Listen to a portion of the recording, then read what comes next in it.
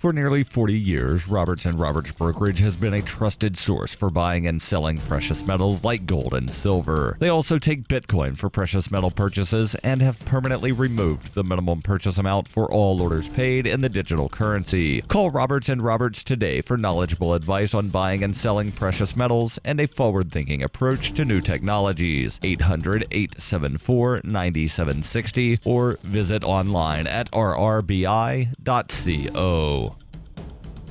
Reuters reports President Donald Trump is looking for ways to defend American-made products by certifying legitimate U.S. goods and aggressively going after imported products unfairly sporting the Made in America label, according to the White House. Trump, who campaigned on reviving the U.S. manufacturing sector, vowed on Monday that his administration would crack down on predatory online sales of foreign goods hurting U.S. retailers. Trump is scheduled on Wednesday to discuss with small and medium-sized manufacturers how to certify their products and keep out foreign counterfeits, according to a senior administration official. Their products include gutter filters, flags, and pillows. The official said, "There's just too many examples of foreigners slapping on Made in America labels to products, and the worst insult is when they do it after they have actually stolen the product design." In March, Trump signed an executive order that gave customs officials more authority to stop pirated and counterfeit items.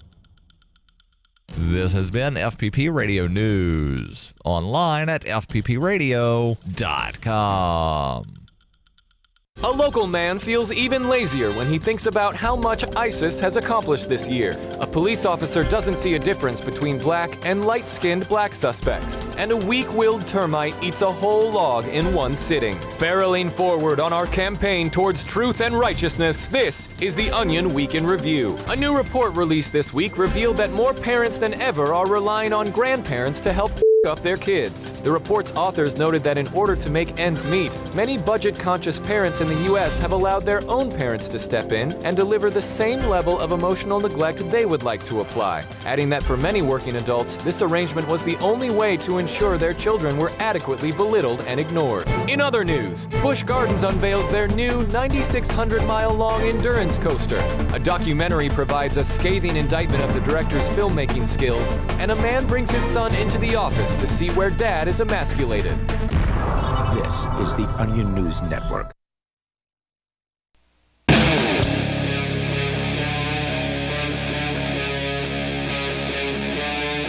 Free Talk Live.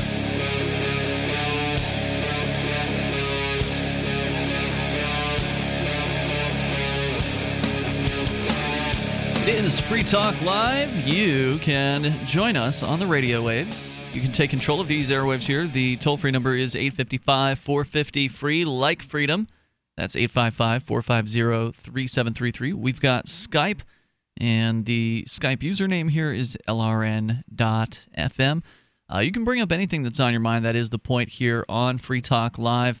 Coming up tonight, is it possible that one of the governments of the world, technically, I don't know if you call it an African nation, but we'll tell you more about which one it is coming up here in moments, may be going crypto. They may be adopting cryptocurrency in a way that has never been seen thus far. We can tell you about that coming up here in moments. Also, apparently a mother, according to freerangekids.com, has been arrested for watching her child from afar. With you in the studio tonight, it's Ian. And Mark. Now, you know, it wasn't that long ago that we were just talking about some other ridiculous, overprotective state kind of story. I think it was out of New York. And, you know, these things just keep cropping up where a parent is not doing, you know, not like at their child's elbow every moment of their waking day. If they're not just like right next to them, apparently that's considered child neglect and child abuse. Because we've seen so many of these ridiculous stories. This is the latest one from freerangekids.com. Before you go on, how old do you think you were when you were sort of playing by yourself? Playing by myself, I know for a fact, I'm pretty sure I came home alone as a latchkey kid or whatever. So some amount of blocks you traveled by either foot or bicycle? No, it wasn't far. I mean, my bus stop was like maybe 4 houses down from my house. But okay. But I was still, you know, allowed to go home by myself at second grade, so I would have been, 7 or something like that at the time there, and I'm pretty sure I was playing with my friends in the neighborhood at like 6, 7. Yeah, I was taking my bicycle at 6 years old. Playing back in the woods, mind you. I was in Florida in Sarasota County, and we didn't live in the city. We lived in the suburbs, and right behind the neighborhood was a wooded area with a creek, and we'd go back there and we'd play. Catch could have been all kinds of dope addicts and rapists back there lurking in the bushes. Yeah, that pretty much describes my childhood too. Yeah. Except mine would have occurred about 9.5 years earlier than yours. So yeah, that's and pretty much it. never once had any kind of issues that I can recall. Never once had any kind of encounter with some creepy or dangerous person out there. We just were kids having fun and didn't even think a thing about that. The kids taught me cuss words, and we saw nudie magazines. That's fun. That's considered fun. But like you said, that's kids that are doing that. Yeah. That's not some lecherous adult or somebody whatever. steals a book from an older brother or something like that. Yeah. Yep. So now things are going pretty crazy. According to a letter that has been written to Free Range Kids, on June 24th, I was arrested in CT, presumably Connecticut, for a 53-21A, risk of injury to a minor. It was for allowing my 3-year-old to play in the sand with 2 other little children while I watched from a distance while helping my 2 older daughters with fishing off of a jetty. I measured on Google Earth, and I was never more than 75 yards away on a quiet evening with few people on the beach. I see. My daughter would have played closer if there had been anyone else to play with, but in fact, these were the nearest little children on the beach. The parents of the other children were hovering over them, so I felt that it was completely safe, and safer than making her be on the jetty at low tide with no railing and rocks 8 feet below on the sides. Makes sense. Seems like a completely reasonable position for that parent to say that. Okay. Unfortunately, you don't get to be the only parent these days, and the state, they've got themselves a say in how you raise your kids. Well, those parents collectively decided that I was a terrible mother and that my child was neglected, and they called the police.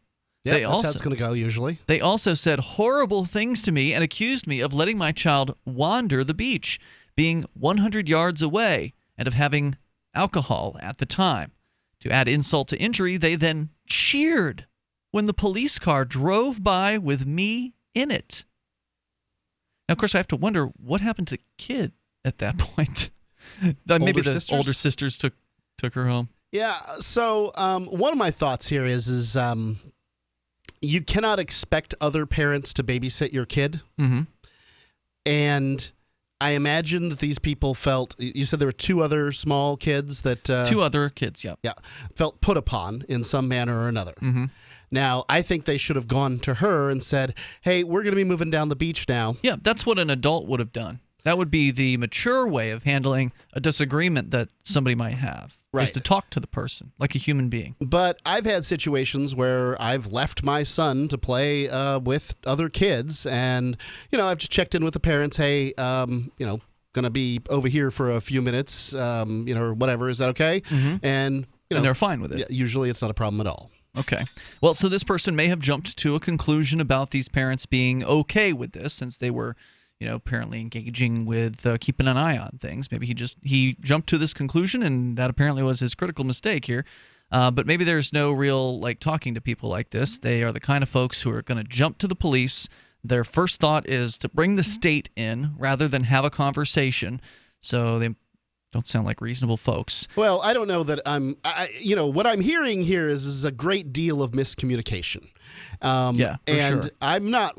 Look, I don't think these people should have called the law, but at the same time, it's a major social faux pas to leave your kid in the care of somebody without talking to them about that and getting sort of clarity on that. And they were able to use sort of reality against him. Is he having a beer? Well, it looks bad. Additionally, the author says, I want to tell you that I was at the beach that day with a Jewish moms group called the Mitzvah Mamas. In this context, Mitzvah Mamas means good, or mitzvah means good deeds. That day, I led a meeting about, maybe it's not a man, Mark. Okay. Although you think fishing on the beach. You had said he at some point, so I presumed maybe you I did. knew. Yeah. Maybe I presumed it was a he because of fishing. Seems like more of a because you presumed, I presumed. That day, the person says, I led a meeting about a Friday night ritual called Blessing the Children. I adore my children, and they are even more important to me than my husband. It was opened up as a family event because someone in my group offered to let us all use her family's beach house. My husband was present, and so were other families. It felt like a completely safe environment with many eyes on the children. When police came, the primary officer questioning me seemed to have made up his mind to arrest me when I admitted that my 3.5-year-old daughter was more than 10 feet away from me. I questioned his premise that 10 feet is a legal standard, and he didn't like that. I imagine it's not. I said that I just don't believe that people are ready to steal my children as soon as I turn my back. He said, yes, they are. Well, he lives in a world where people are stealing children, but I will point out that you find fewer kidnappings, fewer assaults on children than we had, 10, 20, 30 years ago. Right. I was going to say, how often does that even happen? I mean, how often does he as a cop even see that occur? Certainly not as often as marijuana arrests, alcohol arrests, the rest of it, violence, domestic violence, whatever. He also refused to take statements from my husband or a friend who vouched for me that I was indeed watching my children as he was sitting on a beach chair watching everyone the whole time. This charge is outrageous, she writes, and I feel like the legal question at hand is how far is too far to be watching a 3.5-year-old from? I think that's a good point, but I think also she needs to take responsibility for sort of leaving her kid in the care of someone else. Do you see how the parent of the two kids that with whom the child was playing would feel more responsibility than they would normally? Yeah, totally see that. Yeah. But like you said, they really screwed up by how they handled this. They could have just gone away. They didn't screw up, didn't bother them. They screwed up because they called the cops, and that's an unneighborly thing to do. The toll-free number here is 855-450-FREE, like freedom, 855-450-3733. And we're going to continue. There's a little bit more from this person's letter to freerangekids.com. Also on the way, the nation in the world that may be going full-on cryptocurrency. We'll talk more about that coming up, and we'll take your calls at 855-450-FREE, like freedom. It's Free Talk Live. So when we brought him home, we didn't realize that Bear, the rescue dog, was actually sick. He had very flaky skin. He was dropping a lot of fur. The vet wanted to do steroid injections, special dog food. Nothing seemed to work. So I've been hearing Dinovite on the radio for years. Petey stopped eating. All his hair fell out. Itching, licking, missing fur. DINOVITE.com. 859-428-1000. And then it finally sunk in. Oh, you're talking about hair and skin. And all right, I'll try it. Well, it took probably 6 weeks, but after we started using Dinovite, no more flaky skin. He doesn't scratch and itch, and he started to put weight on. It was awesome. Dinovite is nutrition. Every rescue dog in America deserves Dinovite for 90 days. I wish that we would have started the Dinovite right away. It would have been so much easier. 859-428-1000. DINOVITE.com. BuySellMakeOffer.com is better than ever. I'm Pat Matthews, here to tell you that BuySellMakeOffer.com, the revolutionary site for buying and selling anything and everything, just upped the ante. Go right now to BuySellMakeOffer.com and click the Sign Me Up button. When you do, you'll get the first month free, and then it's just $9.95 a month to be a member forever. And you don't need a credit card for the initial setup. Create your own store on the site and sell whatever you want, as long as it's legal, however you want, and sell an unlimited number of items. Create your own intro video to describe what your store is all about. Use Skype to see who you're buying from or selling to. Sell unused household items, as well as antiques, cars, televisions, collectibles, real estate. The possibilities are unlimited. Use social networks to promote your store right from our site. Remember, there are never any fees, no matter how much you sell. Become a member today. I'm a member. Get all your friends to sign up, too. This could become a great business for you. Sell whatever you want for the first 30 days, free at BuySellMakeOffer.com. The Free State Project has reached its goal of 20,000 liberty lovers who've pledged to move to New Hampshire and get active to achieve liberty in our lifetime. Perhaps you're trying to figure out what part of New Hampshire should be your destination. If so, consider Keene. You'll find more than 150 reasons to move to Keene at move.freekeene.com. Keene is famous for its historic, publicity-generating activism, as well as being the liberty media capital of the world. It's home to freekeene.com, New Hampshire's destination for liberty activism, news, and opinion. For years, we've been compiling over 150 reasons to move to Keene at move.freekeene.com, where you'll learn about some of what's happening here and what makes Keene a great place to live. If you love liberty, you'll probably enjoy anywhere you end up in the Shire. But do your due diligence first. Please visit move.freekeene.com for the full list of over 150 reasons to move to Keene. That's move.freekeene.com. LRN.FM is proud to announce our official listening apps for Android and iOS devices. Now you can easily tune into our streams anywhere, anytime on your smartphone or tablet. Just visit apps.lrn.fm or search for LRN.FM in the Android or Apple app stores. Please download, rate us 5 stars, then share the link on your social media and let your friends and family know how you're listening to LRN.FM. Download it now, free at apps.lrn.fm.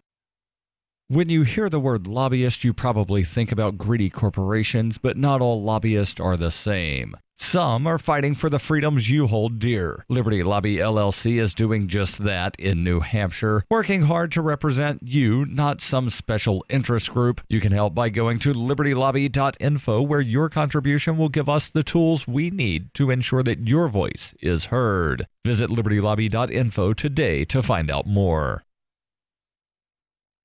You can sign up to receive the latest about the Liberty Radio Network via our email updates at updates.lrn.fm. That's updates.lrn.fm.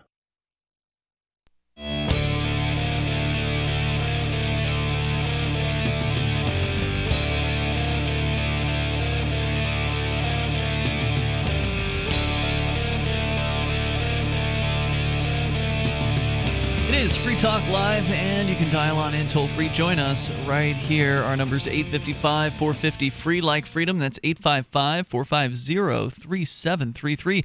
Busybody parents called the cops on another parent for being too far away from her 3.5-year-old. Well, how far is too far is what she'd like to know. She says she was only about 75 yards away on a clear beach with hardly any people on it. She was easily able to keep an eye on her daughter. We'll continue the discussion here. It's Ian and Mark in the studio with you tonight. We're actually going to go to your calls and thoughts as well.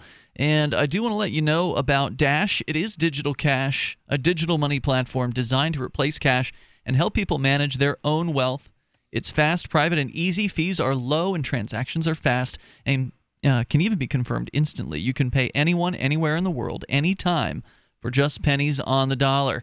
Dash is decentralized and run by users who earn rewards for helping run the Dash network and make governance decisions. Anyone can invest in Dash and earn rewards for helping run the Dash network. So join Dash and help create a better financial system for everyone. Take back control over your financial future today. You can find out more at dash.org. And there's a lot of momentum behind Dash right now, which is why in Manchester, New Hampshire, the Bitcoin vending machine has now become a cryptocurrency vending machine and now offers Dash. In fact, New Hampshire, because of that, is now the #1 per capita state for Dash vending machines. So it only took 2 to make us the #1 state per capita, but nonetheless, we've got more per capita than anyone else. So go to dash.org and learn more about why Dash is an exciting competitor to Bitcoin. Let's hope it keeps growing. With this news from Apple releasing a new Dash wallet that's instant send enabled, right now is pretty big news for Dash. Yep, that's absolutely true. I'd also point out that when altcoins took a dive, that Dash stayed strong. And compared sort of to Bitcoin. Yeah, along with Bitcoin. Right. Whereas a lot of the other altcoins took a dive worse than Bitcoin did. Let's go to Hung Like Jesus. He's in Georgia. You're on Free Talk Live on Skype. Hello, Hung Like Jesus. Hello, Mark and Ian. Hey. Man, my parents would have been so locked up. I'm an only, so and I grew up in D.C. and I've been a latchkey kid since I can't remember. I know at least first grade. Yeah. But you know, in the city you walk everywhere. Oh, at least we did. We walked to school, and school was, I know, at least 10 blocks away, probably even more. But it was big groups of kids walking. Yeah. But I was. Would they go together, like sort of pick up other kids and like a giant kid amoeba? As you walk, groups would meet up. And it wasn't anything that was intended, but you just walk and groups would meet up. You usually walk with the people that you and either your friends or people you live close to or people in your class or whatever. Mm-hmm. But it was just always a big group of kids. It was never anyone by themselves. But and when I got home, I would do what I was supposed to do, whatever it was. And I would leave and I would get on my bike and meet up with some of my other friends. And we would be all over the city. I mean, we'd be all over the city. Mm-hmm. I'd be miles away from home. And, How'd you get there? Bike. We would be on bikes. Bikes? Yeah, and it was just, it's no way anyone could get away with it now. I was cooking my own food, and I was not really. I would scramble eggs and make cereal, whatever. But scrambling eggs is cooking. Yeah, for sure. Yeah, but something as simple as that. Nothing that I don't think any parent would be able to get away with now without going to, I'm sure, jail. I'm sure. Yeah, I would say your assessment is probably right. It's a sad but true statement, at least in a lot of places. I don't, thankfully I haven't heard any stories like this coming out of our area of New Hampshire, but Connecticut, New York. I don't think we're immune by any stretch. I don't think so either. Just said I haven't seen any stories coming out of here. The difficulty with this is often this is reported, right? And there's this huge span of people who believe all kinds of different things. From one side, which is essentially, kids will be fine. If they can walk, they can figure it out. Yeah. To this other side, which is like, you've got to keep them in a little hermetically sealed vault until they're 21 years old, and in everything in between. We came back. We were on a trip driving. My son was, in the back seat. You can imagine how rambunctious he was getting. Are we there yet? We stopped off at a friend's house. I gave my son the order: get out, run around, and make noise. So kids are still, I know you're getting to a point here, but so kids, even with all their devices today, are still rambunctious in a car? Of course, they still have the energy. Yeah. And so he was running around and making noise, right? Yeah. A woman literally follows him, scares him. He runs back to the car. She's coming after. She's like grabbing her chest, going, everything's fine. Oh, goodness. I scared him, didn't I? Let me apologize to him. Lady, why don't you just give him some room? What was she worried about? Well, he was running around and yelling. Of course, there was obviously a rapist after him. I mean, obviously. What else would he be running around and screaming for, if he was 8 years old? Right. Wow.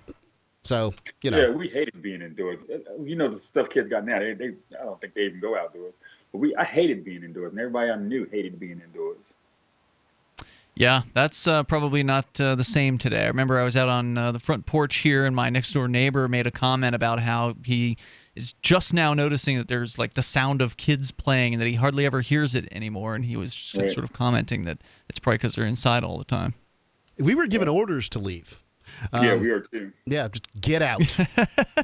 Hung, anything else you want to share tonight? No, that's it. Hey, thanks for the call, man. I appreciate the story. The toll-free number is 855-450-FREE, like freedom. So, again, times are changing. The streetlights coming on was both a signal that our freedom was over, and it was a time limit on when we were able to return to the house. I see. It was both of those. You are supposed to return when the streetlights come on, but you do not return before the streetlights come on because you're annoying. Get out of here. So the rest of the story here from Free Range Kids about the mom who was at the beach. She was there apparently not by herself. She was there with others who knew her and her kids. But she was about 75 yards away, no more than, she says, 75 yards away from her 3.5-year-old with her other daughters or her other kids or whatever, fishing on a jetty. So the child was on the beach. She was fishing, and she was keeping an eye on her child. And apparently the husband was someplace, too, in the immediate vicinity, but it doesn't give a distance. Yeah, and she says so were other families that were with this event that she was at. And she says that the police were called by other parents who were on the beach, whose children the daughter was playing with. Apparently, she then questioned this police officer who seemed to really want to arrest her about, is 10 feet away a legal standard? Because he had suggested to her that was the reason why she might be getting arrested. She said, I just don't believe that people are ready to steal my children as soon as I turn my back. He said, yes, they are. He refused to take statements from my husband or friend who also was watching. Why did he pick this woman to take away? I mean, is not the husband equally responsible for this child Great question. in this circumstance? She says the charge is outrageous. I feel like the legal question is how far is too far to be from a 3.5-year-old. Statements from the police officer led me to believe that the parents who reported me resented that I was leaving them to watch her child. Yeah, that sounds like resentment. Clearly, they and the police officer believe that parents must hover over their children. She has a little bit more here, and we'll share that with you coming up. 855-450 free like freedom, 855-450-3733. Is there a chance to turn this crazy insanity around at some point? Is that Ellen painting her garage? Yesterday she was trimming her hedges. What's her secret? I heard she was eating this new super berry called the Aronia berry. Aronia what? Aronia berries from superberries.com. They're known for having one of the highest levels of antioxidants that helps with overall wellness. Where can we get them? Go to superberries.com/radio. And right now we get a free smoothie recipe book with our order. Plus we can save $4 at checkout. I can't wait. I've got lots of projects I need to get done. Yes, you do. Choose health. Eat purple. Superberries.com. Hunters, anglers, campers, and survivalists. Get back to nature. Expand your horizons with the highest quality, most versatile, unique slingshots and sling bows on the market at slingbow.com. Sling bow products are compact and models start from just $17.98. They're perfect for your bug out bag or storing in your vehicle. Give yourself and your loved ones the excitement and tradition of sling bow. A new frontier in archery and truly modern twist on this primitive survival tool. Feel the thrill only at slingbow.com. This is Michael Dean from the Freedom Fiends. I've run websites since 1996 and have used over a dozen web hosts in that time. AgristHosting.com is the only one that hasn't broken my heart. Agrist Hosting's uptime and service is stellar, and their DDoS mitigation is the best I've seen. That's important because if you tell the truth in this world, you'll ruffle feathers.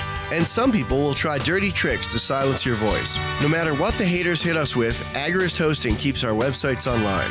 If you have a mission-critical commercial presence or a world-changing activism site, you cannot tolerate any skullduggery. So go with agristhosting.com. Have a WordPress or blog site, but you're not satisfied with performance or uptime? Or just want raw hosting? Want to pay with Bitcoin? Agrist Hosting specializes in high-performance hosting with personalized service.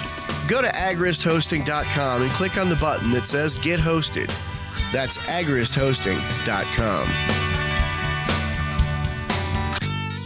Imagine, if you will, a virtual world, a symbiotic economy with its own currency, where you can barter your services with others. Symbi.com is a marketplace of real people exchanging skills and services, from web developers, marketers, video production specialists, and teachers of all sorts, to gaming consulting or fitness coaching. Symbi.com is a vast world of people trading freely. Take my word for it, it's an adventure you can't afford to miss. Simbi.com. You may already know about the Free Talk Live audio-on-demand phone line at 641-793-9660. Did you know that not only can you listen to Free Talk Live via your phone, you can also leave a message and have it delivered to Free Talk Live's hosts? To leave us your thoughts, just dial 641-793-9660. That's 641-793-9660. Press 2 for Free Talk Live, and then hit 0 to leave your message. Is spreading the message of liberty, cryptocurrency, and peace around the globe worth $2 per month to you? As you may already know, in addition to our internet feed, LRN.FM broadcasts on free-to-air satellite across North and Central America, as well as Sub-Saharan Africa. And we've been available on satellite for free 24/7 since 2010. The LRN.FM free-to-air satellite signal is reaching some of the most oppressive regimes in the world, and there's no doubt our ideas are making an impact. You can learn more about the channel's impact by watching the 3-minute video at fund.lrn.fm. If you'd like to help free minds globally with our ideas of liberty, cryptocurrency, and peace, you can donate as little as $2 per month via fund.lrn.fm. You can help us continue and expand our satellite broadcast to multiple continents. Visit fund.lrn.fm today, and thank you for your help. Don't forget to share the link on social media. That's fund.lrn.fm. What's up next? Visit the Liberty Radio Network program guide to find out at shows.lrn.fm. That's shows.lrn.fm.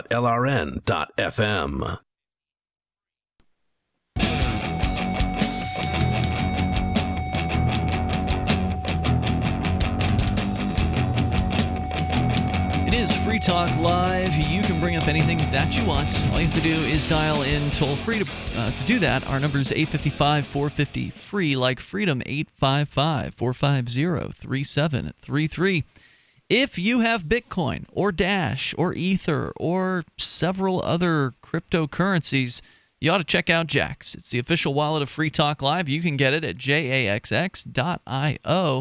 It can hold multiple cryptocurrencies, and there's also Shapeshift integration, which means it's easy to change between those currencies. So if you have some Bitcoin, but you want to turn that into Dash, maybe you're a little tweaked out about what might be happening to Bitcoin in the next couple of weeks, you can just change it out right there in your Jaxx app from jaxx.io.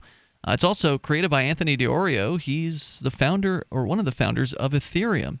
It's super easy to back up your wallet and recover funds with Jaxx. Jaxx is striving to give you command over your digital life, coins, contracts, currencies, identity, and more. It's your digital command center in the palm of your hand. It's Jaxx, jaxx.io. As we go to more of your calls and thoughts, more on this, this lady who's been arrested in Connecticut. Let me just finish up her letter here. It's pretty short, to freerangekids.com. Arrested for being too far, in one police officer's estimation, from her 3.5-year-old daughter on a beach in Connecticut after being called. The cops were called by other parents on the beach that the child was playing with whose kids the child was playing. Anyway, she says that clearly they and the police officer believe that parents must hover over their children. I could go on and on with details, she says, but I'll spare you that. I've had many, many people ready to write character references. What is that? That's somebody on Skype. I've had many, many people ready to write character references for me. I write to you today because I'm desiring to fight this criminal charge instead of taking the easy way out with the accelerated rehabilitation program. My only problem is that lawyers cost a lot of money, and I don't have much. I figured if there are any organizations that might fight for a parent's right to let their children play without fear that the boogeyman is ready to grab them at any moment, then you would probably know about it. I also feel a desire to go public with this story, but a lawyer told me, quote, don't say anything to the media, unquote, therefore I didn't. That's what they do. And as a result, my reputation has been smeared as only the horrible accusations have been publicized. Thank you for any help or advice you can give me. The lady who runs Free Range Kids, Lenore Skenazy, says, I wrote back to say, I too was outraged at the vindictiveness of the other parents and the clueless contempt of the cop. If children are so endangered in this town that he is the worst cop ever. Then I added the truth. I don't have a list of pro bono lawyers or even a fund to help pay for lawyers. So I'm sending her note to David DeLugas, Executive Director of National Association of Parents, which takes on some cases of government overreach into parenting and hopes to do more as more people become members. That's pretty sad that there is no organization out there. There's really nothing that people can turn to when they are attacked like this by the state, by busybody parents. She says, in the meantime, let's all remember that one alternative name for free-range kids, at least in my head, is the Benefit of the Doubt Association. Let's give parents the benefit of the doubt and some help long before we call 911. Let's go to your calls and thoughts. We've got David. He's calling from Bullhead City in Arizona. You're on listening to K-Talks. Go ahead, David. Hey, how's it going? First of all, I love the show. I'm going to kind of go off topic a little bit. I was calling about that Australian lady that got killed by the police. Yeah, I heard something about that. Where did that happen? Minneapolis? God, where was it? It was over on the East Coast somewhere. Minneapolis, Minnesota. Yep. Okay.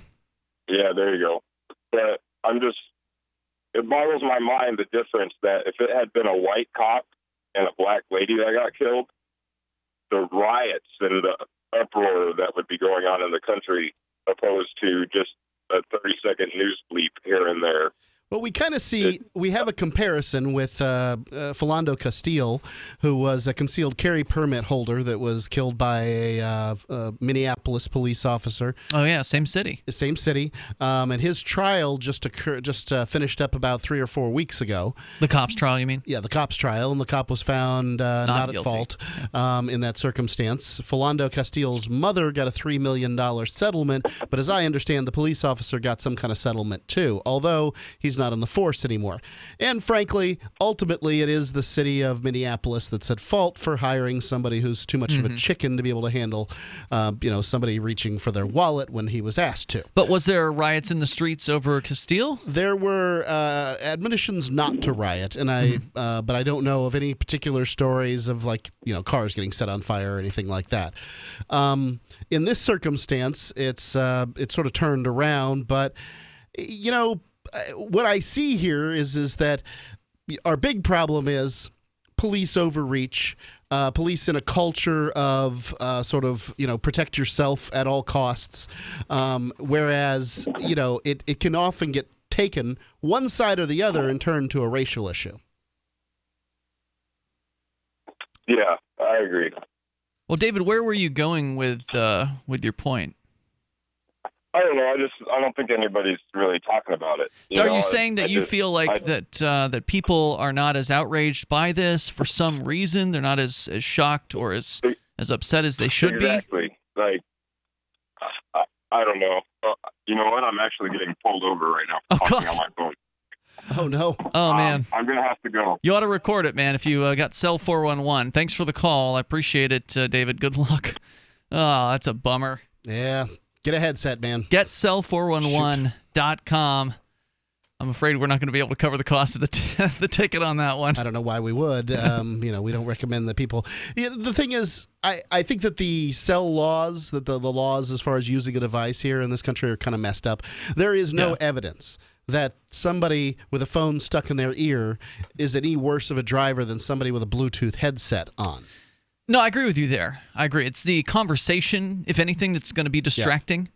I mean, I can remember one time when I was living in Florida that I did pass by an exit on the interstate because I was involved in a conversation. I just, didn't notice the exit. Yep, sure. I've done the same. But that's about the worst that's thankfully ever happened to me.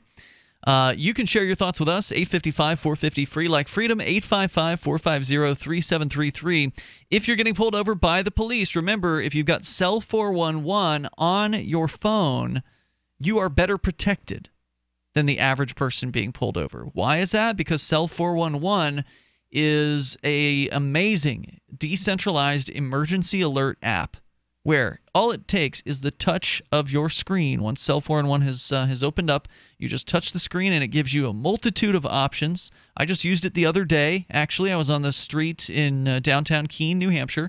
Saw a couple of black gentlemen getting pulled over on West Street, which is one of the main drags here. And if you're black in New Hampshire and the cops are pulling you over, there's a good chance that things are going to escalate, unfortunately. So I stopped and asked the gentleman if they would mind if I kept an eye on things. And while they were a little confused at first, they did say that would be fine. So I did that. I pulled up my phone, and because there wasn't anything happening to me in that instance, it wasn't the cops that were arresting me or anything like that, I chose the live video option because, again, there's a whole wheel full of options that come up for you. Mm-hmm. Something's on fire, medical emergency, police pullover, all kinds of different things that you can send an alert to your friends or family members about. And so I didn't choose an alert status. I just chose I want to stream live video because seemed like the most relevant thing here. I'm not in trouble, but somebody else could be. And you so didn't that's what need help. Correct. But I did get a notification when you started streaming live video. Good. Because I sent it to everybody who's on my list of folks that live in this area. And you can have different cells. So when you're sending the alert, it lets you choose to which cell you want to send it. Maybe you want to send it to just your immediate neighbors. Maybe get a cell for them. Or maybe you want to send it to family members across town or whatever. You can do that. It's very, very handy. It worked very well for I don't know how long the stream was. It was probably like a good solid 10, 15 minutes before, unfortunately, the phone actually froze up and Cell 411 crashed, or the video streaming crashed because the phone had actually overheated. So it wasn't Cell 411's fault. It was the fact that I've got an OtterBox on the phone, and that's probably keeping some of the heat in from the phone. It was a hot day. The sun was shining directly onto this, so that was the only problem. These poor men's lives were in your hands, and luckily I was able to restart just a regular old video recording after that, and I did catch them putting him in handcuffs at the very end of that. More coming up here. GetCell411.com, by the way. Do you want to help build a better financial system for everyone? Join Dash. Dash is Digital Cash, a digital money platform designed to replace cash and help people manage their own wealth. It's fast and easy. Fees are low and transactions are confirmed instantly. Dash is decentralized, run by users who earn rewards for helping run the network and make governance decisions. Dash is set up to succeed where other platforms have failed. Give it a try. Dash.org. Help people take control over their financial future today. Find out more at Dash.org. I've discovered the next big thing on the internet. Simbi.com is a symbiotic economy with its own currency where people trade services virtually and locally. Forget the old economy. This is your economy. Simbi.com is slick to use and is backed by the same people that helped launch Reddit and Airbnb. I'm not kidding when I say this is the next big thing. Trust me. Go get an account at Simbi.com. Take a look around and post your services. Simbi, SIMBI.com. Attention business owners and independent contractors. This is a money-saving message from Tax Mediation Services. If your business owes $20,000 or more in taxes, we can help you today, right now. Listen, dealing with the IRS is no picnic. It's an intimidating and extremely stressful process, and you don't want to go it alone. Our attorneys know every law, every tax break, and every possible opportunity to help you resolve and reduce your tax debt. And if you owe more than $20,000, you may be at the top of their hit list. So don't take your tax debt lightly, because it will not go away on its own. The IRS can seize your bank accounts, your home, and even shut down your business. Call our tax experts today at 1-800-765-9681 and let us deal with the IRS while you focus on your business. That's 1-800-765-9681. Again, that's 800-765-9681. I got my first Barbie when I was 37 years old, and even when I was younger, I knew I didn't need to look like her to feel good about myself. And just because Barbie has a size 0 waist and wears dark makeup, does that mean that's the only way to be beautiful? I mean, what kind of message does that send to men like me? I always remember that this is just a silly toy, and it shouldn't change the way I look at myself. And if anyone has a problem with me being myself, well, then they're probably not really my friends. I also don't just play with Barbies. I play with Legos and Mega Bloks, because while I definitely like Barbies, I like building things too, and I'm actually really, really good at it. My name is Tim Mortensen. I'm 43 years old, and I know that I don't need to be defined by Barbie. I can be whoever I want to be. This is the Onion News Network. There are lots of ways to listen to Free Talk Live. Our podcast has been around since podcasts began, and now the FTL feed is loaded with content besides our full show archives. Did you know that we make it easy for you to customize your podcast subscriptions? We have different feeds, one that includes only our full shows, one with just the Daily Digest, and one with just the Edgington Post. You decide what you listen to. It's quick and easy to customize your feeds at feeds.freetalklive.com. That's feeds.freetalklive.com. Hi, this is Mark Edge of Free Talk Live. Michael W. Dean's book, User's Manual for the Human Experience, changed my life. In a culture that attempts to turn you into a compliant victim, this book gives you implementable steps on everything from how to be aware of your environment, walking down the street, to business, to how to handle a toxic person in your life. If you're a human, you need to read this book at least once. Go to Amazon and get the Kindle version, or paperback, or an audiobook of A User's Manual for the Human Experience. If you enjoy LRN.FM, please contribute to your favorite shows via their websites and become an amplifier at amp.lrn.fm. That's amp.lrn.fm.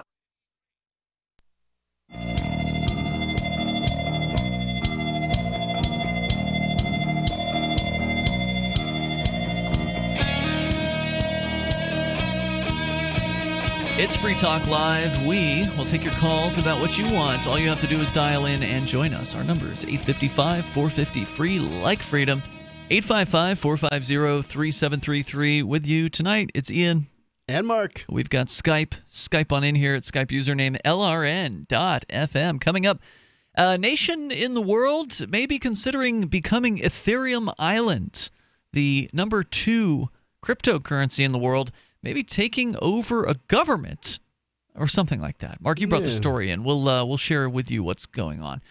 in moments. But your calls and thoughts come first here. Our number is 855-450-FREE, like Freedom, 855-450-3733. On the front page of our website, you get to control the content. You can submit, let's say, news headlines or YouTube videos or whatever it is you think our listeners and the hosts of the show will find interesting. You just submit that link to the front page at freetalklive.com, and then other listeners can vote it up or vote it down, whether they like or dislike, and then we'll see what you think's interesting. We might talk about it on the air. So get over there, get interactive. It's free. It's over at freetalklive.com. Let's go to Patrick. He's in Bullhead City, Arizona, listening to K-Talks. Hello, Patrick. You guys, I'm doing good. Thank you, guys. Hey, sure. You guys floored me on that. I can't believe that a police officer did that. My fact that guy should never be an officer. You're referring to, for listeners just tuning in, you are a police officer, and you're referring to the case of a mother who was arrested for some sort of crime. Let me see. I can pull it up here. It's Connecticut's risk of injury to a minor. That's the charge. And that was because she was 75 yards, apparently, no more than 75 yards away from her 3.5-year-old daughter, who was playing on the beach with some other kids, and the parents of the other kids called the cops on her. So you're saying that if you were the cop that was called into that situation, you would have handled that differently. How would you have handled that? Well, first of all, I'd be asking the people that called up, well, if you were so concerned, why didn't you just get her by the hand and go take her back to her mom and say, your daughter, was over here with our kids, and the mother wouldn't really be getting chewed out. It would be the people that called up, because first of all, I feel that they're not being very responsible. If you're on a beach or something like that and your kids are playing with somebody else's kids, I know they may not be your kids, but why are we being that way when it comes to a child? I mean, children play with each other, they play in playgrounds and stuff. Be responsible parents. And the mother herself, if I was a police officer, I saw that, I'd probably just say, come on, let's go find your parents. Where's your mom? Oh, she's down there. Okay, come on, and probably here, put my hand out to make sure that she knows that I wasn't threatening, walk up to her mom and explain the situation, that these people have called me up frivolously. I guess she doesn't want to, they don't want to be responsible for your child, so if you could please just keep a better eye on her, we would appreciate it. That sounds like a completely reasonable, sane response from an officer in that situation. I wish there were more officers like you, Patrick. Thank you for calling and sharing a reasonable police officer's response to a situation like that. I appreciate hearing from you. So they're not all these overprotective nut jobs like this cop in Connecticut or in New York, where we've heard previous stories. I mean, so it's not like this everywhere, Mark. It, I think, to some extent has to do with two factors. One, the parents who call the cops. Two, the cops who arrive on the scene. Yep. It's this sort of general opinion about how kids should be raised, and it's different. It's just plain old different than it was when we were kids. And when did it start to change? I can't tell you. I just wouldn't be able to tell you that. But I think, and I'd like to know what, just out of curiosity, we're not going to get this information, but I'd be curious to know, what are the ages of the parents in question here? Are we talking about people probably in their 30s or 40s likely? But I don't know. I'd just be curious about this. And we know that older people have called the police about parents leaving their kids, like the old lady sitting in her living room, peering outside, watching the kids playing in the playground. And then, when mom walks back to her car or to take a phone call or is going back to her house because the park's right across the street or something like that, they make a call. So I don't know. It just seems like it's even spanning generations, but maybe, I don't know. I'd be curious to see any kind of polling on this as far as what do Americans of different demographics believe about, how, under what circumstances children should be allowed to play in public. Yeah. Ultimately, it comes down to how indoctrinated has the person been in the idea that... With stranger danger? Yeah, stranger danger. That's really what it comes down to. If you want to join us and share your thoughts on the subject, maybe you are one of these overprotective parents. I'm sure you don't look at it that way. If you were somebody who would have actually called the police on this 3.5-year-old daughter's mom, then can you explain why? Like, what would be the rationale for that? Why do you believe, or how far do you believe a parent should be away from their kids? Maximum. What do you think the maximum rational level is as far as, distance? The number here, if you want to join us, 855-450-FREE, like freedom. This is Free Talk Live. To me, the fact that she was in sight, kind of absolves any particular guilt. Now, well, somebody could say that an abductor could just run on up and grab the child before she has the chance to get off the pier or whatever it was she was on, jetty. Yeah, they could. And snatch the child and run off. They could, I suppose. Well, any amount of fear apparently is enough to bring the police in and have people arrested, because that'll make a family's life better. She had friends on the beach, and the husband was somewhere, and I have yet to figure this out, why they decided, it's not clear why the cop decided to arrest the mom when the mom was dealing with all 3 kids at once, and the husband apparently was dealing with none of them. So I don't know. Maybe he wasn't right there. Maybe he was elsewhere. Yeah, I don't know. Toll-free number tonight, if you want to join us, 855-450-FREE, like freedom. Let's talk to Jeff. He's in Portland, Oregon. You can bring up anything you want on Free Talk Live. Go ahead, Jeff. Well, that is not very nice at all. The toll-free number here is 855-450-FREE. It's That's what we got, huh? Unpleasant to listen to that. Let's go to Parker, who is on the line on Skype. Hello, Parker.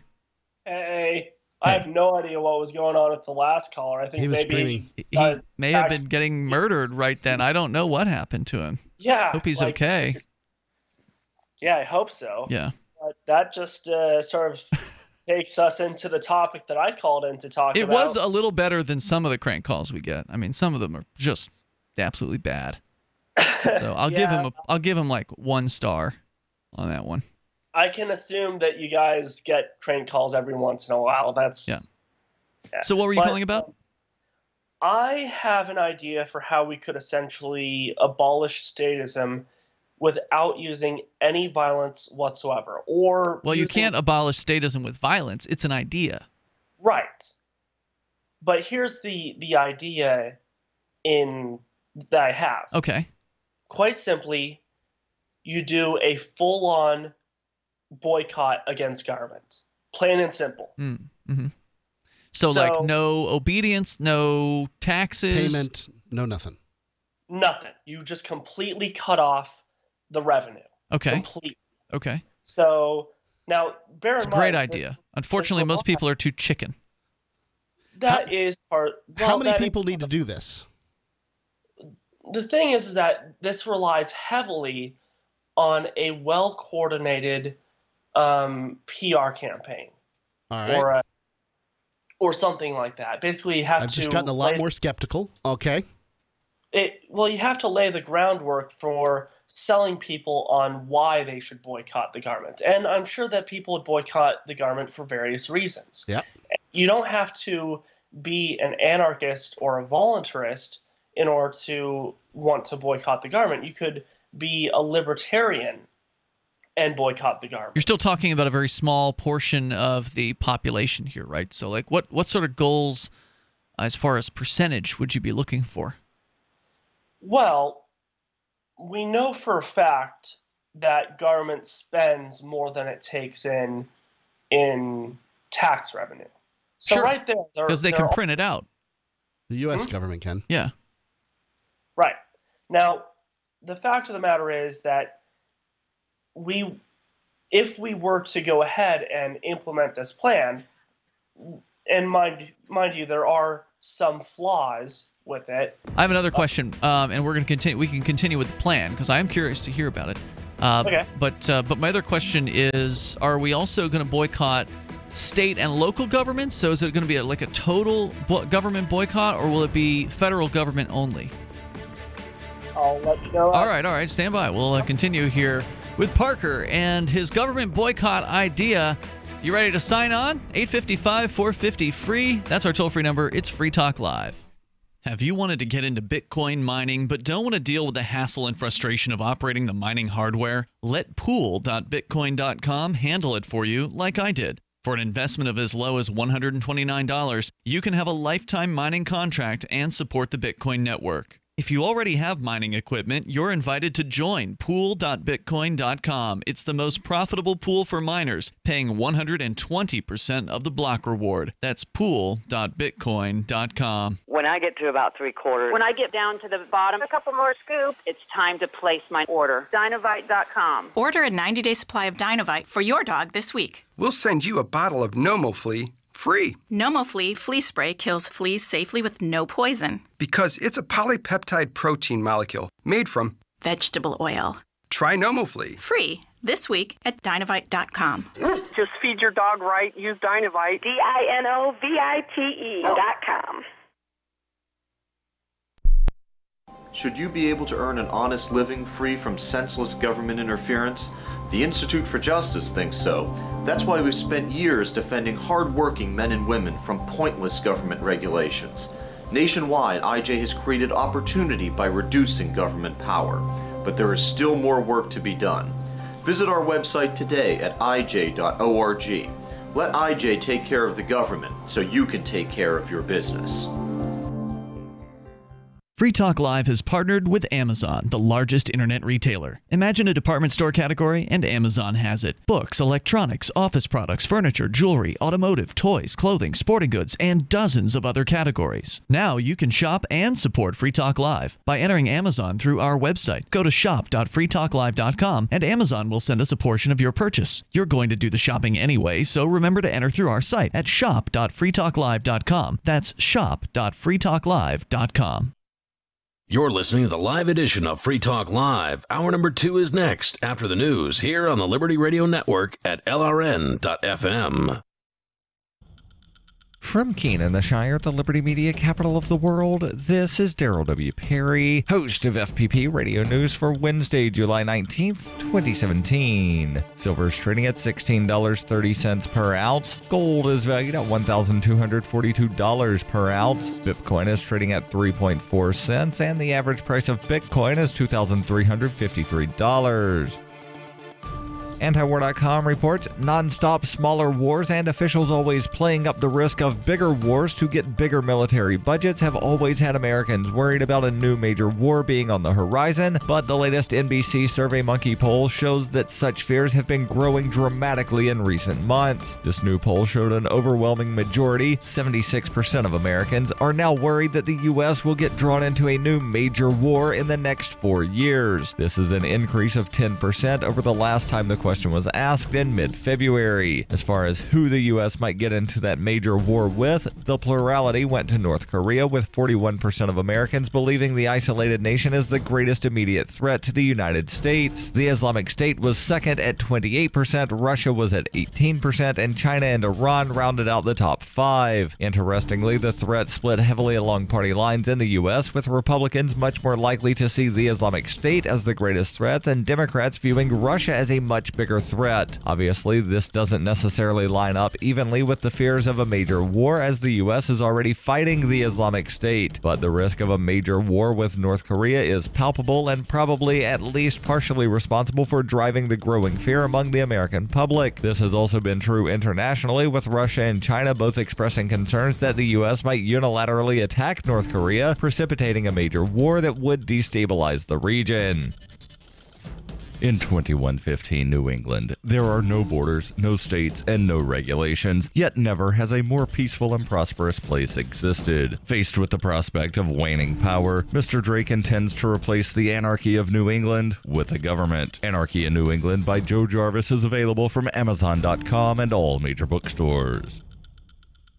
UPI reports a Cincinnati prosecutor on Tuesday announced he will not seek a third trial for former police officer Ray Tensing, who shot a motorist to death 2 years ago. In late June, jurors could not reach a unanimous verdict on murder or voluntary manslaughter charges against Ray Tensing in the death of Sam Dubose. Tensing's first trial also ended in a deadlocked jury in November. Hamilton County prosecutor Joe Dieters said he did not feel he would be able to convict Tensing. Dieters told NBC News, after discussing this matter with multiple jurors, they have to a person said to us that they will never be able to get a conviction in the case. I have an ethical duty as prosecuting attorney for this county. If we believe we cannot be successful at trial, we have that duty not to proceed. Dieters said he remained convinced that the officer committed a crime against the driver. Dieters told the Cincinnati Enquirer, "My opinion of this case has not changed as of 2 years tomorrow, and it's not going to change. We left nothing on the table. It's incredibly disappointing professionally. It's disappointing personally. My heart breaks for the Dubose family." Also Tuesday, U.S. Attorney Benjamin Glassman announced his office is reviewing the case to determine whether to pursue federal civil rights charges against Tensing.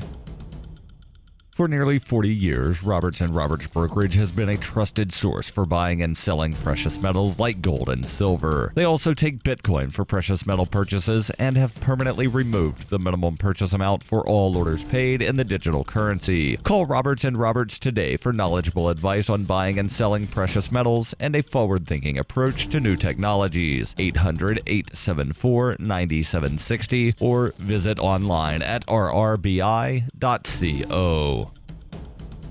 Reuters reports President Donald Trump is looking for ways to defend American-made products by certifying legitimate U.S. goods and aggressively going after imported products unfairly sporting the Made in America label, according to the White House. Trump, who campaigned on reviving the U.S. manufacturing sector, vowed on Monday that his administration would crack down on predatory online sales of foreign goods hurting U.S. retailers. Trump is scheduled on Wednesday to discuss with small and medium-sized manufacturers how to certify their products and keep out foreign counterfeits, according to a senior administration official. Their products include gutter filters, flags, and pillows. The official said, "There's just too many examples of foreigners slapping on Made in America labels to products, and the worst insult is when they do it after they have actually stolen the product design." In March, Trump signed an executive order that gave customs officials more authority to stop pirated and counterfeit items. This has been FPP Radio News, online at fppradio.com. Jode Cress Beckman. From claim jumpers to politicians to coyotes, the straight shooter that shook up the presidential race is taking them all on and licking them good. Hello, Jode. Who and what's behind these potato monkey shines? Well, these scientists are trying to mass-produce potatoes that are more resistant to disease, but they're doing so in potentially dangerous ways that alter their DNA. Tater disease what brung us Irish. Right. You give a tater man's constitution, you can bet he's coming to play old Joe to call. Yes, well, nature's revenge could come in the form of disease now you listen or to allergens. me, taters. You gave a mind of a tater. Jode, please, let me make my point. You're tater-minded and you're looking to infiltrate old Joe's cabin, but you're too late. No. Now you get out, All or right, I'll Jode. slice your tater heart out and fry it up on my grill. Okay, Jode. Now, y'all stay close. You're going to have my jug band back here, and if Jasper don't let me strum the washboard, we're going to resort to cutting. This is the Onion News Network.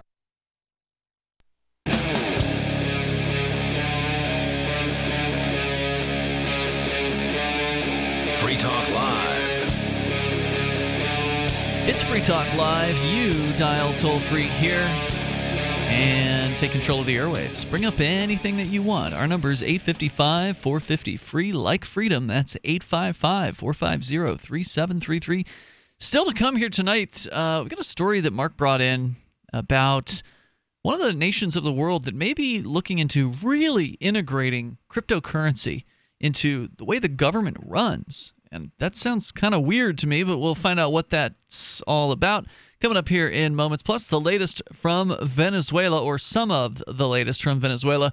You can share your thoughts with us here. The toll-free number is 855-450-FREE. Like freedom with you tonight. You've got Ian here. And Mark. Let's go back to Parker. He's in Washington State, and he had come up with an idea to end statism, to end the belief in the states, to end the state. And that started with the idea of people no longer paying taxes and no longer obeying the state, and you wanted to somehow publicize that. Go on with your plan, Parker. Right. Well, this doesn't address the mindset of statism. This only deals with the practical, real-world, like ending government aspects of it. But essentially, we all know that cryptocurrencies cannot be taxed by the government because they're essentially anonymous. Yep, it looked like the IRS only had 800-something reports of cryptocurrency ownership made in the last year, as I understand it, and that's not a whole lot. Yeah, but I would say that as cryptocurrencies become more popular, that things like Bitcoin can be tracked better than, say, Monero, Dash, Zcash, the other sort of privacy-oriented coins. That's true, but they don't know you have it unless you tell them, for the most part. Maybe. Precisely. Unless you've gotten it from an exchange that is telling the government That's where most people are getting them. Maybe. Okay, so then you if you first try and get Bitcoin and then decide, you know what, screw the government, and then you just switch it over into a different cryptocurrency that the government doesn't know about or that they can't track, and then boom, you're off the grid. Yeah, that's a great point. What if, I mean, Parker's, essentially, for listeners that don't know, there's Bitcoin, this decentralized currency, was the world's first, but there are dozens and dozens, if not hundreds of others that are, competitors. So you could go to shapeshift.io and you could send Bitcoin into Shapeshift and then Shapeshift it into like Dash. 3 or 4 dozen different currencies, Dash, Ether, all kinds of different options. How are they going to track that? That's going to be a lot harder. Yep. So you cut off the taxes. You say, I'm not paying another dime to the government because number one, they don't care about me. That's number true. 2, I don't find any value in their services. So I'm going to put all my money in something that they cannot track. And now here's the thing.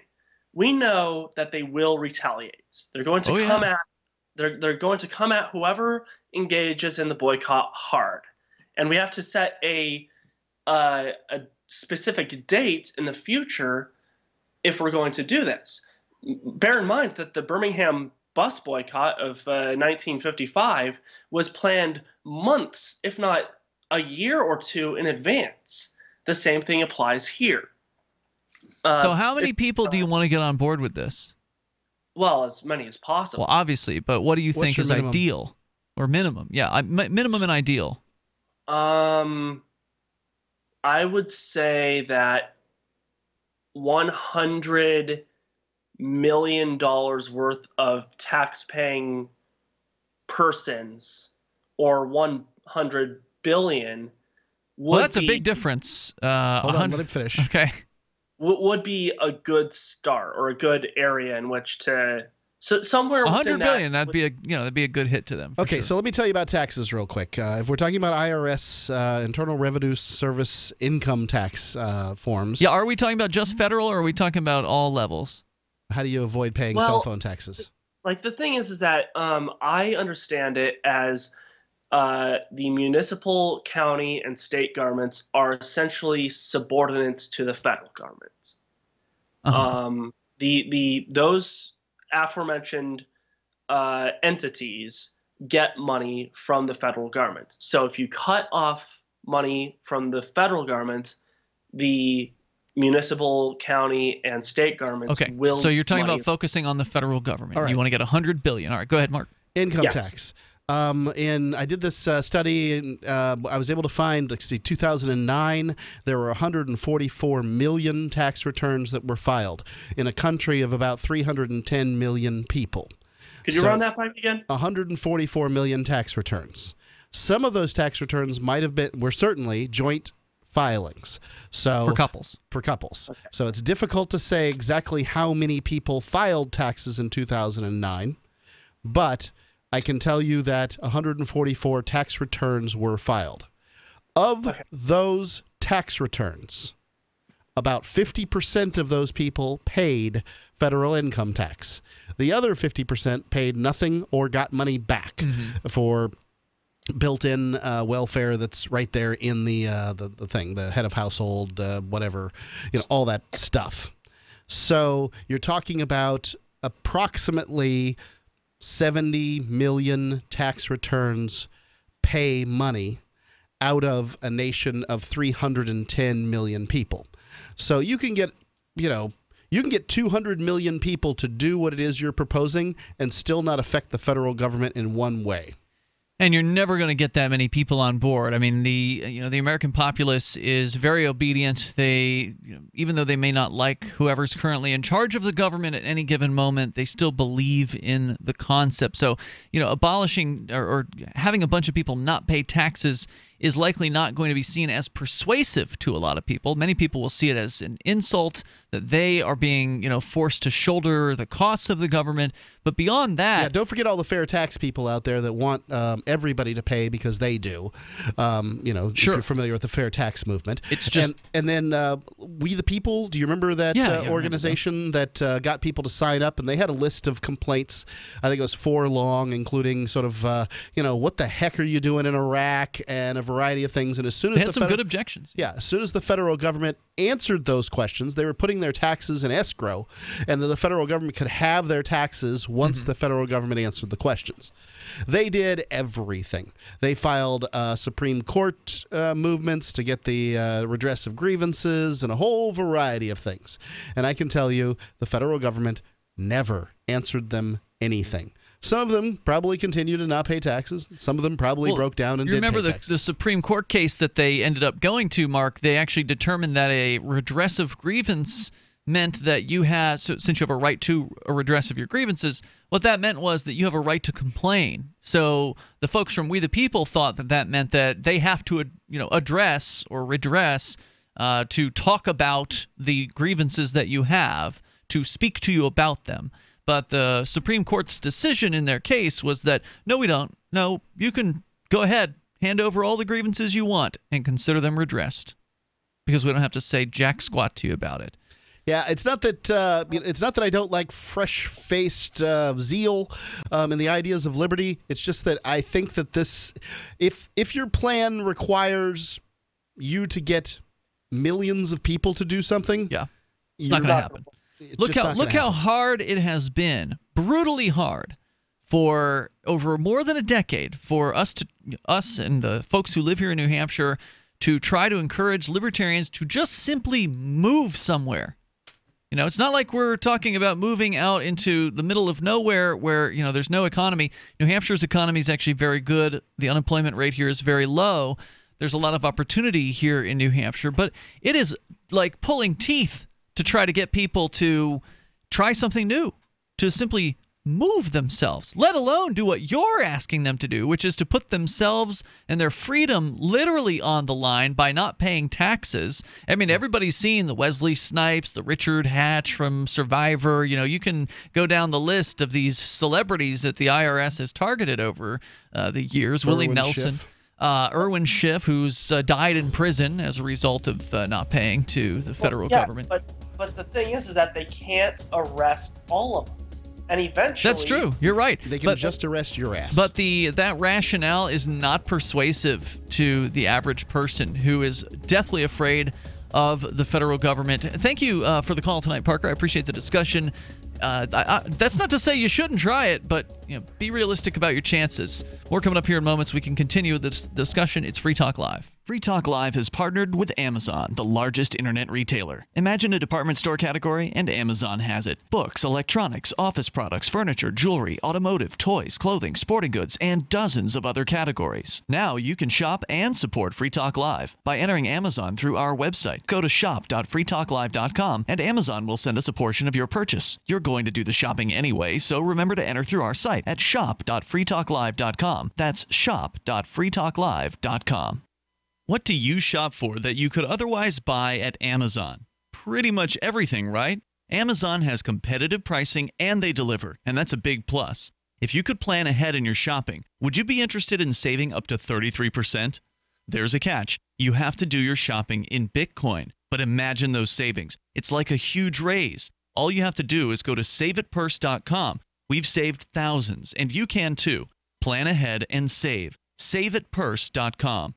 Heart disease is on the rise. Clogged arteries, high blood pressure, and high cholesterol levels may not be fully detected by you, but the symptoms are there. Loss of energy, blood sugar spikes and drops, poor circulation, and irregular heartbeat are just a few of these that can alert you that something is wrong. Hear how Heart and Body Extract is making a difference in thousands of people's lives across America. My blood pressure has normalized. My diabetes has totally improved. Everyone is telling me now how much healthier I look, and I'm telling everyone how much healthier I feel. I recommend Heart and Body Extract to everyone. Anybody over 40 in the North American continent should be using this product as a preventative to keep their cardiovascular system healthy. Order your 2-month supply today by calling 866-295-5305. That's 866-295-5305. Or order online, hbextract.com. Heart and Body Extract, 866-295-5305 or hbextract.com.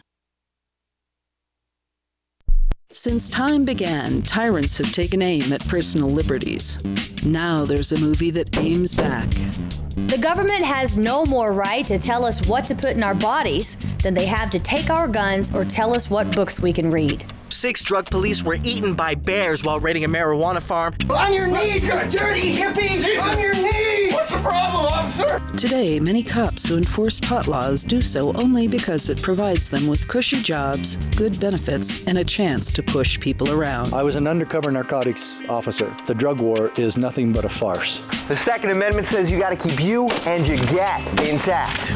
Guns and Weed, The Road to Freedom. A film by Michael W. Dean and Nima Vadadi.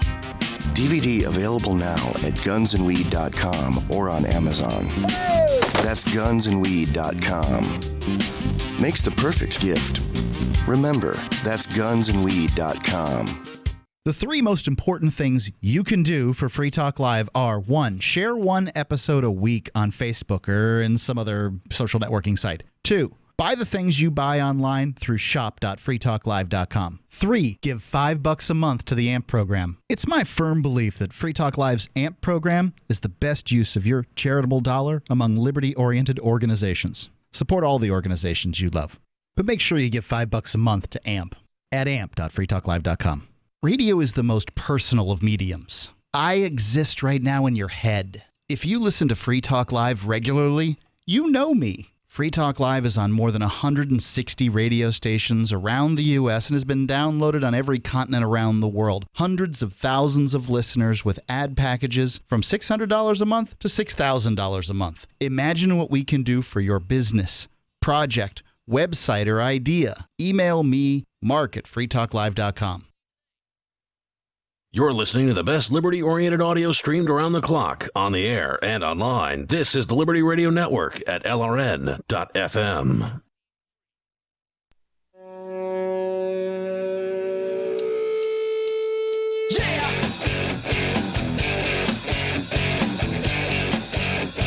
It is Free Talk Live. You dial toll-free if you want to join us here. Our number is 855-450-FREE, like freedom. 855-450-3733. We've got Skype, and our Skype username here is LRN.FM. With you tonight, you've got Ian. And Mark. And now you, too, can mine Bitcoin without having to actually own any of that pesky mining equipment.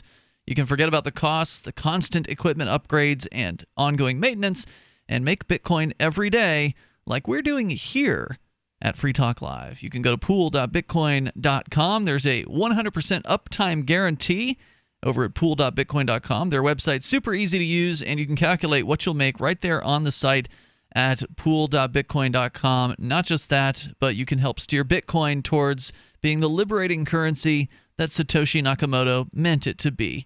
You're not just making money at pool.bitcoin.com.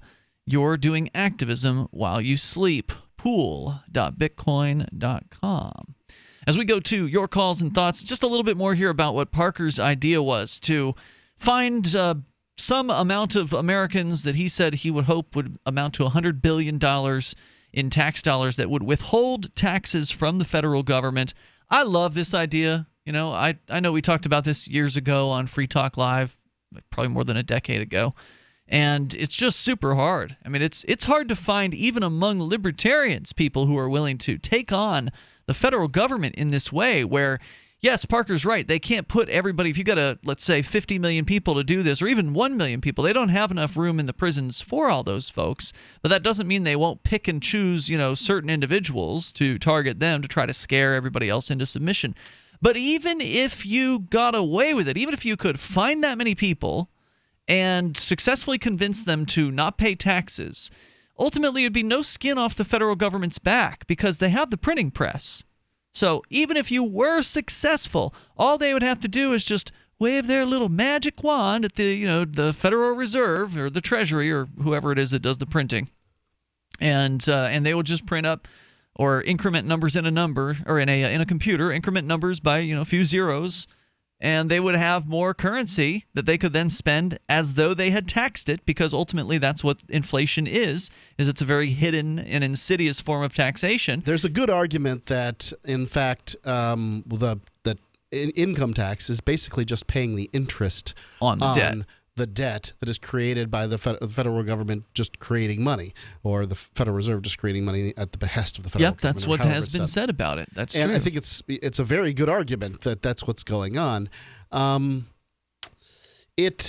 just can't imagine, especially in America today. I mean, can't you just see Donald Trump saying, these liberal losers, they don't want to pay taxes. We're going to hire, 1,000 more IRS agents, and we're going to get them all, and we're going to put them in jail, and we're going to make them pay. Americans would love that. The ones who are paying taxes, you mean? Yeah. Yeah. Because they would feel as though you're screwing them. Yeah. But, you owe just like they owe. What's the story of the macaques and the bananas?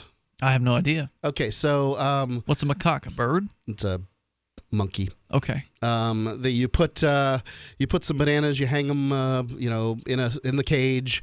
There's a step ladder, and every time that one of the macaques goes up to get the bananas, they get zapped or something. All right? the monkeys in the cage get sprayed down with hoses. Okay. And it's unpleasant. Yeah. Pretty soon, they're knocking the monkey off the ladder. Or anytime whatever, right? a monkey tries to go up, they knock him off the ladder. So nobody gets sprayed.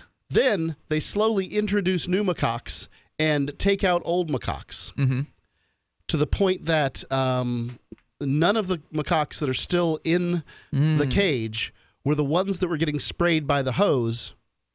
Wow. They're still doing it because that's just what they're supposed to do. They've been trained. Attack, by their own kind. It's a societal thing to attack the person trying to climb the ladder. And you're relating that to how Americans would behave today towards those not paying the taxes. Right. Why do you think that there is a fair tax movement right now? You can listen to them, and they will tell you that what they're upset about, among other things, is that people are not paying taxes. There are drug dealers out there that are making lots of money, and they're doing it all tax-free, and I hate the fact that I have to work at a 9 to 5 and pay taxes. So if we had a sales tax rather than an income tax, then in fact all the drug dealers would have to pay taxes on their income. I don't know if that's what all of them are saying. I'm not you don't have to spend much time talking to hear the story, though. I see. Let's go to your calls and thoughts. You can take control of the airwaves here. Let's go to Dale in Tennessee. Dale, you're on Free Talk Live with Ian and Mark. Hey, it's interesting what you're talking about, because this is going to segue right into it. Because basically I heard today that the Trump administration is going to bring back civil asset forfeiture. Oh, boy. Yeah, Sessions. Which in my opinion is, it just incentivizes people with badges and guns to make money instead of do what they're supposed to do. Oh, yeah. I agree, 100%. I didn't know they'd gotten rid of it. I mean, I knew that some of the states were getting rid of civil asset forfeiture, but I guess I'd... Go ahead. Well, that's it. Of course, the states are going in other directions than the federal government is going, and the federal government brought back something called some type of special exclusion, where they will assist the states in getting the civil asset money and property and everything. I'm just not liking the way things are going, because instead of things pretty much leveling off after Donald Trump's first 100 or whatever days they are, they continue to just, like another nick here, another nick there. I mean, and a lot of people don't realize that it is really our liberties and freedoms that they're going after. But like Mark said, you get a bunch of people that are thinking things are going in another direction, and it takes hell and high water to convince them that, it might not be you today, but it may be you one day. Yeah, this is just the whole problem with the idea that we're one big society or community or whatever it is. The government doesn't serve me the way that it serves other people. I should be able to choose a government that serves me. And we'll get far better service if we just have a little bit of competition in the area of governance rather than, forcing whichever president it is down whatever person's throat and forcing them to live by it. Let's just, hey, you don't like that president? Let's pick a different government for you. Dale, yeah, that would be nice. Like there's basically 50 different governments in the United States with the feds trying to rule over all of it.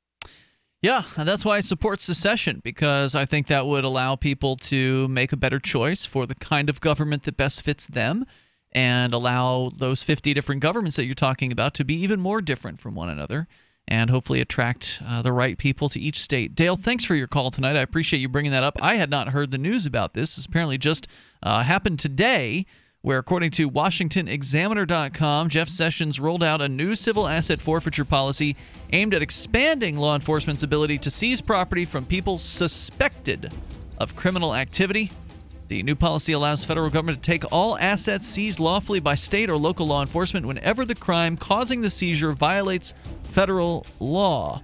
We'll continue here in moments. You can take control of the airwaves. You can bring up anything that's on your mind. It's Ian and Mark here on Free Talk Live. 855-450-FREE.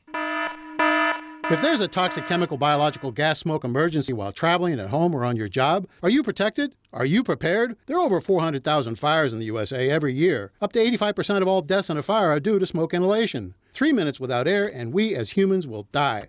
Be prepared and escape safely with our Safe Escape smoke hoods, giving you up to 60 minutes of breathable air protection. Order yours online at ase-safety.com. That's ase-safety.com. And get up to 40% off plus free shipping. Fully cooked, ready-to-eat bacon. I'm talking thick, meaty, center-cut presidential bacon. Savory and delicious. I buy some, I use some, I store some. Awesome. No refrigeration needed with a 10-year shelf life. NASA pack technology. Bacon. Fully cooked, fully hydrated, ready to eat right from the packed bacon, or warm and served. Life-saving, ready-to-eat bacon. 10-year shelf life bacon. Ships free at fullycookedbacon.com. fullycookedbacon.com.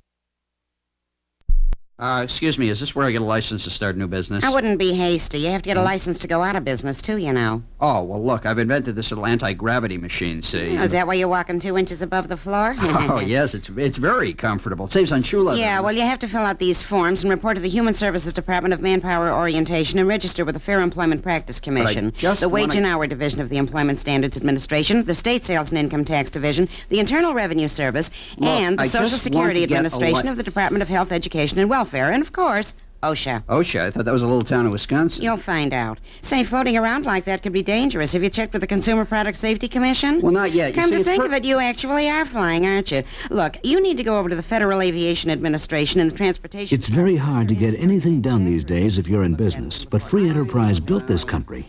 Think what could happen if we don't keep it free.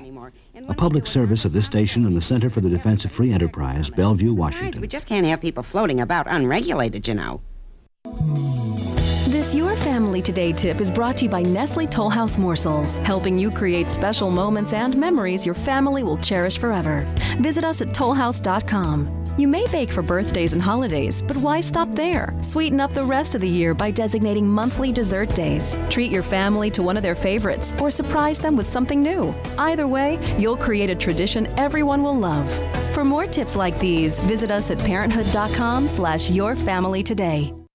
Did you know you can watch Free Talk Live during our live show 7 days a week from 7 to 10 p.m. Eastern via our studio cams at cam.freetalklive.com? Plus, you can chat with other listeners while you watch, all totally free. Now that our live video stream is hosted by YouTube, our video archives will be online even faster. So be sure to subscribe to our YouTube channel. Listen, watch, and chat all free at cam.freetalklive.com. That's cam.freetalklive.com. Why did you move to the Shire? I moved here to the Shire because there's other people around who take liberty just as seriously as I do. I moved to the Shire because I saw videos of people challenging authority and thought that I could get support myself. It called to me, like do this right now. I wanted to be around people like me who got it. And once I got here, I knew there was nowhere else that I wanted to be. I've always wanted to change the world. So I moved to the Shire to join people who were actually working towards doing the same thing. The people here are awesome, loving, and positive. It was for the adventure and for the feeling of something important is happening here. And I just wanted to come to sort of be part of that. Visit ShireSociety.com to read and sign the Shire Society Declaration and learn the reasons why, if you love liberty, you should immigrate to the Shire. Plus, add yourself to the Shire map at ShireSociety.com. That's ShireSociety.com. While our satellite channel is free to listen to, it's not free for us. You can help us cover our satellite costs with the chip-in on the right side of the page at LRN.FM.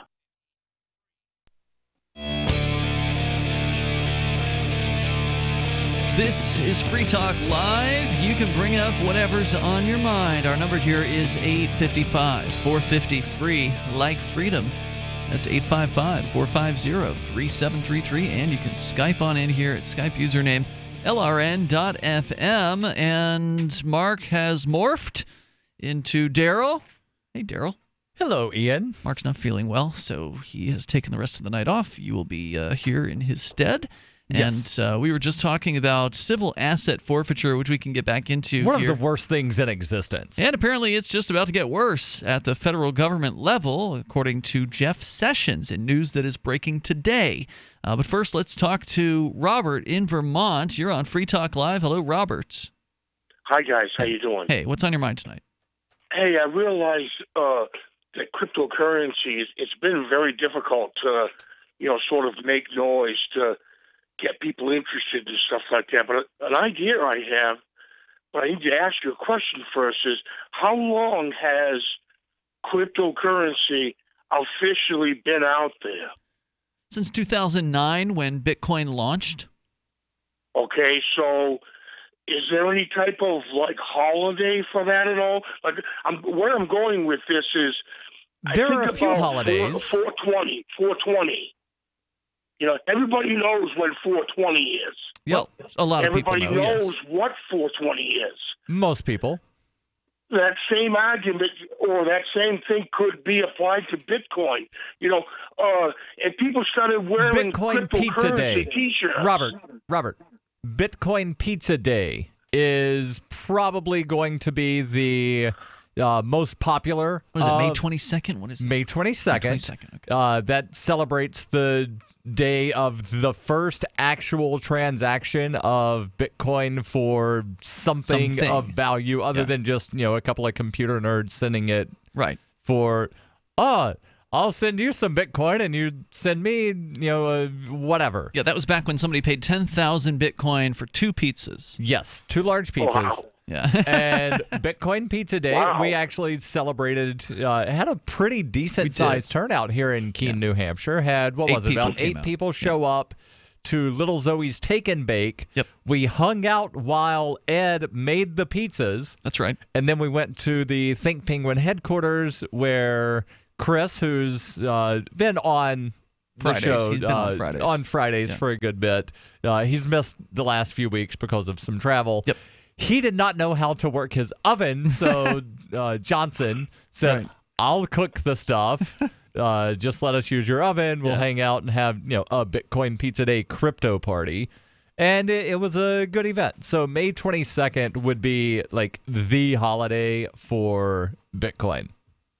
Okay, so then that's what we're going to do is somehow we're going to be able to hitchhike on or get a holiday start. We'll make noise. I mean, look how easy it was for 420. Well, no, it wasn't easy. It wasn't easy at all. I mean, 420 became a phenomenon over time because it's taken 40 years. Yeah, I mean, it's right. It became a phenomenon because people started to use it. It's sort of this memeable thing where 420 can be written on things, or you find numbers of 420 in a sign or whatever. There's all kinds of ways to use that. And interestingly enough, speaking of signs, in Colorado, they actually had to remove the 420 mile markers off of the interstate and moved them. People were stealing them, so they put the marker at 419.9 miles. Yeah. And then like 420.1. I'm sure people still steal those too. I mean, not that stealing's not okay and everything, but it is funny. Right, but all right. So this leads down another path of it's government property. So is can it you yours? steal something that has already been stolen that you paid for, that you had a hand in paying for? That's a good question. Go ahead, Robert. You said you had something else. Yeah, I was just going to say that another idea that I had was that if people started wearing their favorite cryptocurrency shirt, okay, and were able to just Ian's actually wearing one right now, like a national TV camera or something, And Sure. you don't even have to say anything. And there's going to be 100,000 eyes that are going to see that shirt. I think I've done something like that before. There was somebody sitting in one of the Federal Reserve hearings recently, and he just had the legal pad where he wrote "Buy Bitcoin" and he held it up behind Janet Yellen, who's the chair of the Fed. And then he somehow promoted his QR code for his Bitcoin wallet and got sent 5 Bitcoin. Nice. From that. Hey, thanks for the call, well, Robert. See, that's the thing of it is that we have to make more noise like this.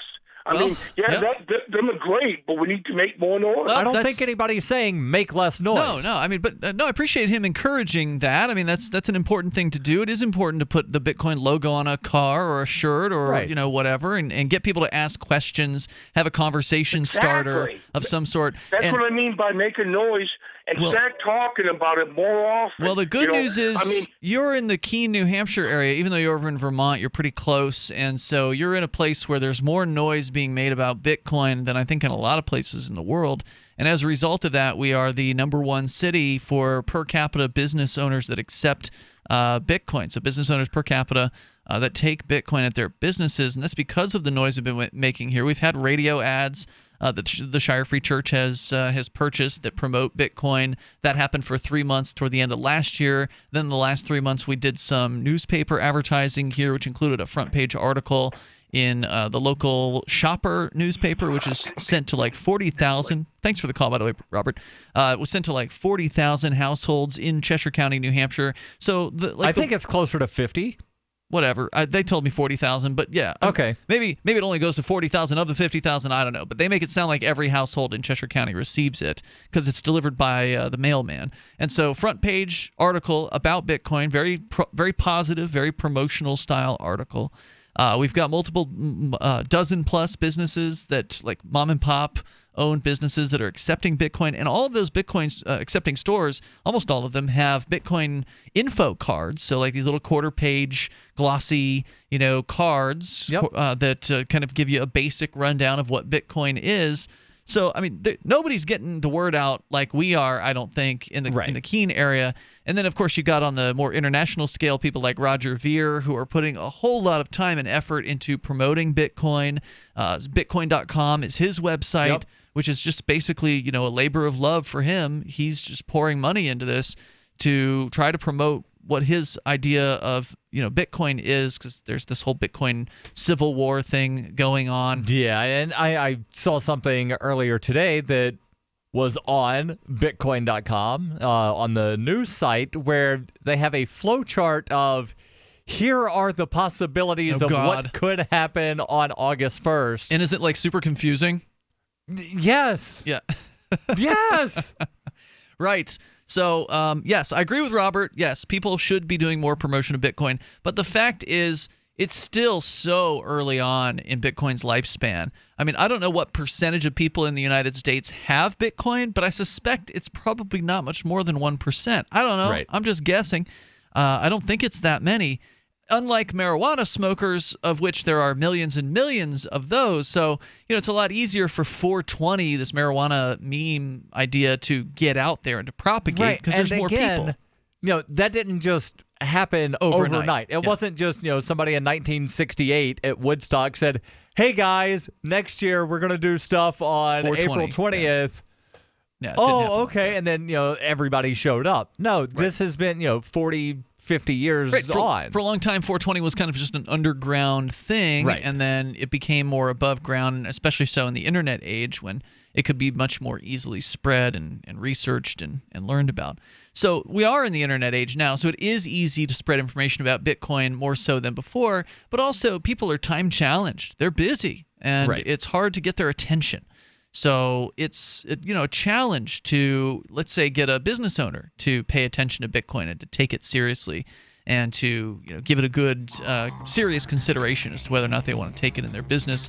And just the average person, they're busy living their life. And I don't disagree with Robert. I think that we do need to do what he's suggesting and get the word out. And that's what we do here. We talk about Bitcoin on the radio, nationally, because it is an important tool towards achieving more liberty and peace in our lifetime. The toll-free number here tonight is 855-450-FREE. Like freedom, you can join us. This is Free Talk Live. Do you want to help build a better financial system for everyone? Join Dash. Dash is Digital Cash, a digital money platform designed to replace cash and help people manage their own wealth. It's fast and easy, fees are low, and transactions are confirmed instantly. Dash is decentralized, run by users who earn rewards for helping run the network and make governance decisions. Dash is set up to succeed where other platforms have failed. Give it a try at dash.org. Help people take control over their financial future today. Find out more at dash.org. You've said it yourself. We need a healthcare system that focuses on health, not sickness. Health insurance pays for treating sickness but gives you nothing for being healthy. There's a free market healthcare company that gives you freedom from health insurance. They give you a proactive health assessment daily, no charge 24-hour access to doctors. Check them out right now at healthexcellenceselect.com. Any kind of doctor, traditional, integrative, chiropractic, acupuncture, and massage. You'll love the service and price. healthexcellenceselect.com. healthexcellenceselect.com. Aging is one thing that affects everyone. George has talked about the power of stem cells for years. Now, there's a new serum that harnesses that stem cell power to bring back your youthful look. Beverly Hills doctor Nathan Newman. Stem cells are basically our fountain of youth. This is what maintains our body's reparative, regenerative abilities. As we age, every cell breaks down and needs to be replaced, and what replaces it is the stem cell. Dr. Newman and Janess have developed Lumin-S. Lumin-S takes the science of stem cells, using the same growth factor complex that literally heals our cells, slowing the appearance of the aging process. Apply Lumin-S twice daily, and on average, see results in a week. Learn more, watch our video, and order today at a special Coast website, healthylooking.com. Plus, there's a 30-day money-back guarantee. Again, that's healthylooking.com. Lumin-S, for a healthier, much younger, better-looking you. Buy now at healthylooking.com. So the protection of life, liberty, and property is what the Free State Project is all about. But it's an effort to move 20,000 people who understand. It's about demonstrating to the entire country that, yeah, we can have a free market, a truly free market. Making it just a freer, great place to live. It's the world's largest voluntarist libertarian community, and it's only getting bigger. That's amazing, to be able to move to a place where other people passionately believe in being free and independent. What the Free State Project is managing to do, though, is to put their money where their mouth is. It's physically getting up across the country and saying, let's go someplace and let's demonstrate the power of these ideas. There's a lot of kind of philosophy that surrounds liberty. There's a lot of thinking about it and talking about it. But here in New Hampshire, people are doing it. 101 Reasons Liberty Lives in New Hampshire, a documentary by Free State Project Early Movers. Watch it free at 101reasonsfilm.com. 101reasonsfilm.com. For years, LRN.FM has had a listen line that you can call and listen to LRN.FM anytime. Now we're taking the idea to a new level with the LRN.FM audio on demand line. You can call 641-793-9660 anytime and listen to LRN.FM's live feed, and you can listen to a bunch of our original shows on demand. Long distance fees may apply. Just dial 641-793-9660 and choose from the menu 641-793-9660. What do you shop for that you could otherwise buy at Amazon? Pretty much everything, right? Amazon has competitive pricing and they deliver, and that's a big plus. If you could plan ahead in your shopping, would you be interested in saving up to 33%? There's a catch. You have to do your shopping in Bitcoin. But imagine those savings. It's like a huge raise. All you have to do is go to saveatpurse.com. We've saved thousands, and you can too. Plan ahead and save. Saveatpurse.com. Do you love Twitter? Make sure you favorite the LRN.FM Twitter account so you can receive our tweets at twitter.lrn.fm. That's twitter.lrn.fm.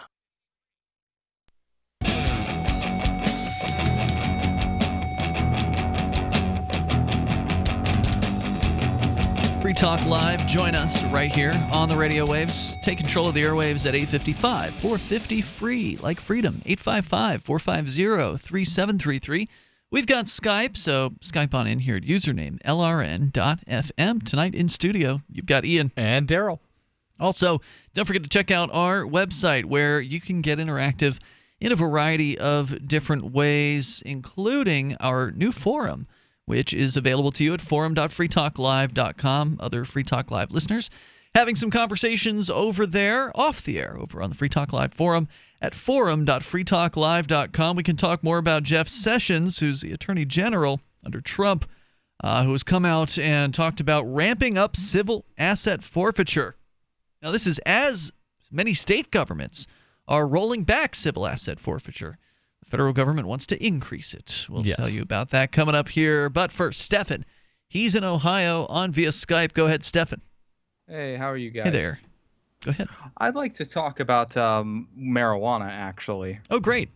It seems like it's one of the most popular positions in the United States that most people want marijuana to be legalized. And it seems like it's becoming a bigger movement. It seems like every time the initiative is on the ballot, most states pass it. Mm-hmm. But interestingly enough, in my state, it didn't pass. What was the initiative? It was going to have marijuana become legal, but there was a little catch to it. There was another measure being passed because apparently one measure made it that marijuana was completely legal, but there was going to be a monopoly on medicinal marijuana where only 7 companies would be allowed to produce medical marijuana. And technically it wasn't necessarily 7 companies. It would have been like 7 facilities that could have all been controlled by the same company. So the entire thing was absolutely cronyist. And that is what wound up getting rejected, was the cronyism. Unfortunately, the Republicans in Ohio tied the cronyism to cannabis to wind up saying, see, people rejected cannabis here. Wow, I had no idea. I don't recall talking about Ohio voting on marijuana legalization at all this year. I remember there were a number of It was states. last year, I think. I'm sorry, 2016 is what I meant. I don't remember that state coming up. I remember talking about all the ones that end up passing it, but I didn't realize Ohio. I think the Ohio thing was during 15? a primary. I'm thinking it was during a primary instead of during the general at the same time that the other places. So I have Ballotpedia pulled up here, the Ohio Right to Cannabis Amendment. Issue 3. I think it was issue 3 in 2015. Yes, that's what it was. Oh, it says 2016 here. It says it did not qualify to appear on the ballot in Ohio as an initiated constitutional amendment in November of 2016. It would have legalized marijuana for Ohio residents 21 years of age or older and allowed residents 18 years of age or older to use medical marijuana. It would have created a division of marijuana control to regulate the substance. So it sounds like they didn't get it on the ballot. No, it was on. It was 2015. Okay. Which is why it was not discussed last year. I see. Because it was some kind of special election thing in 2015, and it wound up, failing very, very badly. But again, it was this, cronyist sort of thing. It was accompanied by another bill, issue 2, which would have removed the monopoly if issue 3 would have passed. But so many people were afraid of the monopoly that issue 3 failed by, I'm seeing it right now, like 27 points. And you are right. People like Mike DeWine and John Kasich have actually come out against the legalization of marijuana, and their excuse is always, people don't want it. They voted against it in insane numbers. You see, people don't want this, and they're like, we have an opioid epidemic, so we can't let people have this gateway drug. So it says here that the medical thing also did not appear last year as well. So in the article about the Right to Cannabis Amendment, it says in 2016, supporters had until July 6th to collect the required 305,591 valid signatures to land the measure on the November ballot. In February of 2016, supporters announced they were suspending their campaign to gather those signatures in order to focus on helping the Marijuana Policy Project get a medical marijuana measure on the ballot. So they abandoned their plan there, and then apparently the medical marijuana thing also did not make it onto the ballot either. This story here from Ballotpedia says that, again, they needed to collect the 305,000+ signatures, and as of May 28th, Ohioans for Medical Marijuana suspended their signature collection campaign after the Ohio General Assembly passed a medical marijuana legalization bill. So what's the status of that bill? Do you know? I remember hearing about it getting passed, medical marijuana, and I know that medical marijuana is legal here, but I don't know anybody that gets it. They may not have actually implemented the program. If they just passed a bill last year, presuming it was signed by the governor, which I am not sure if it was or not. According to medicalmarijuana.ohio.gov, House Bill 523, effective September 8th, 2016, legalizes medical marijuana in Ohio. Okay. The Ohio Medical Marijuana Control Program will allow people in certain medical, or rather with certain medical conditions, upon the recommendation of an Ohio licensed physician certified by the State Board of Medicine, to purchase and use cannabis. Okay, well, that's good. Now, the question is, when's that going to happen? It says here that the only valid state ID cards will be issued by the State of Ohio Board of Pharmacy once the state's patient registry becomes available no later than September of 2018. So you may have another year and a half or year and a quarter or so to wait, right? And Stefan. Then how long did it wind up taking to implement the therapeutic cannabis here in New Hampshire? They had to once it wound sue up? over the body of a dead woman, basically. Right. This is actually, what I find confusing is why we would pass a bill legalizing medical marijuana and not recreational marijuana along with it. But then again, I believe some states that have legalized recreational marijuana have certain strings attached. I mean, isn't it true in Maine you can't even sell the stuff? Not yet. Well, not yet. They're waiting. Maine and Massachusetts and California are all in this process of coming up with the regulations on how it's going to be allowed to be sold. Right, and that might take until 2018. Even though they've all for a long time had medical dispensaries. Right. That confuses the crap out of me. Why would you pass a bill if you didn't have the regulations already? I mean, didn't they somebody do that all the time? Remember what Nancy Pelosi said 7 years ago? We have to pass the bill to find out what's in it. Yeah. What? How about you read the bill?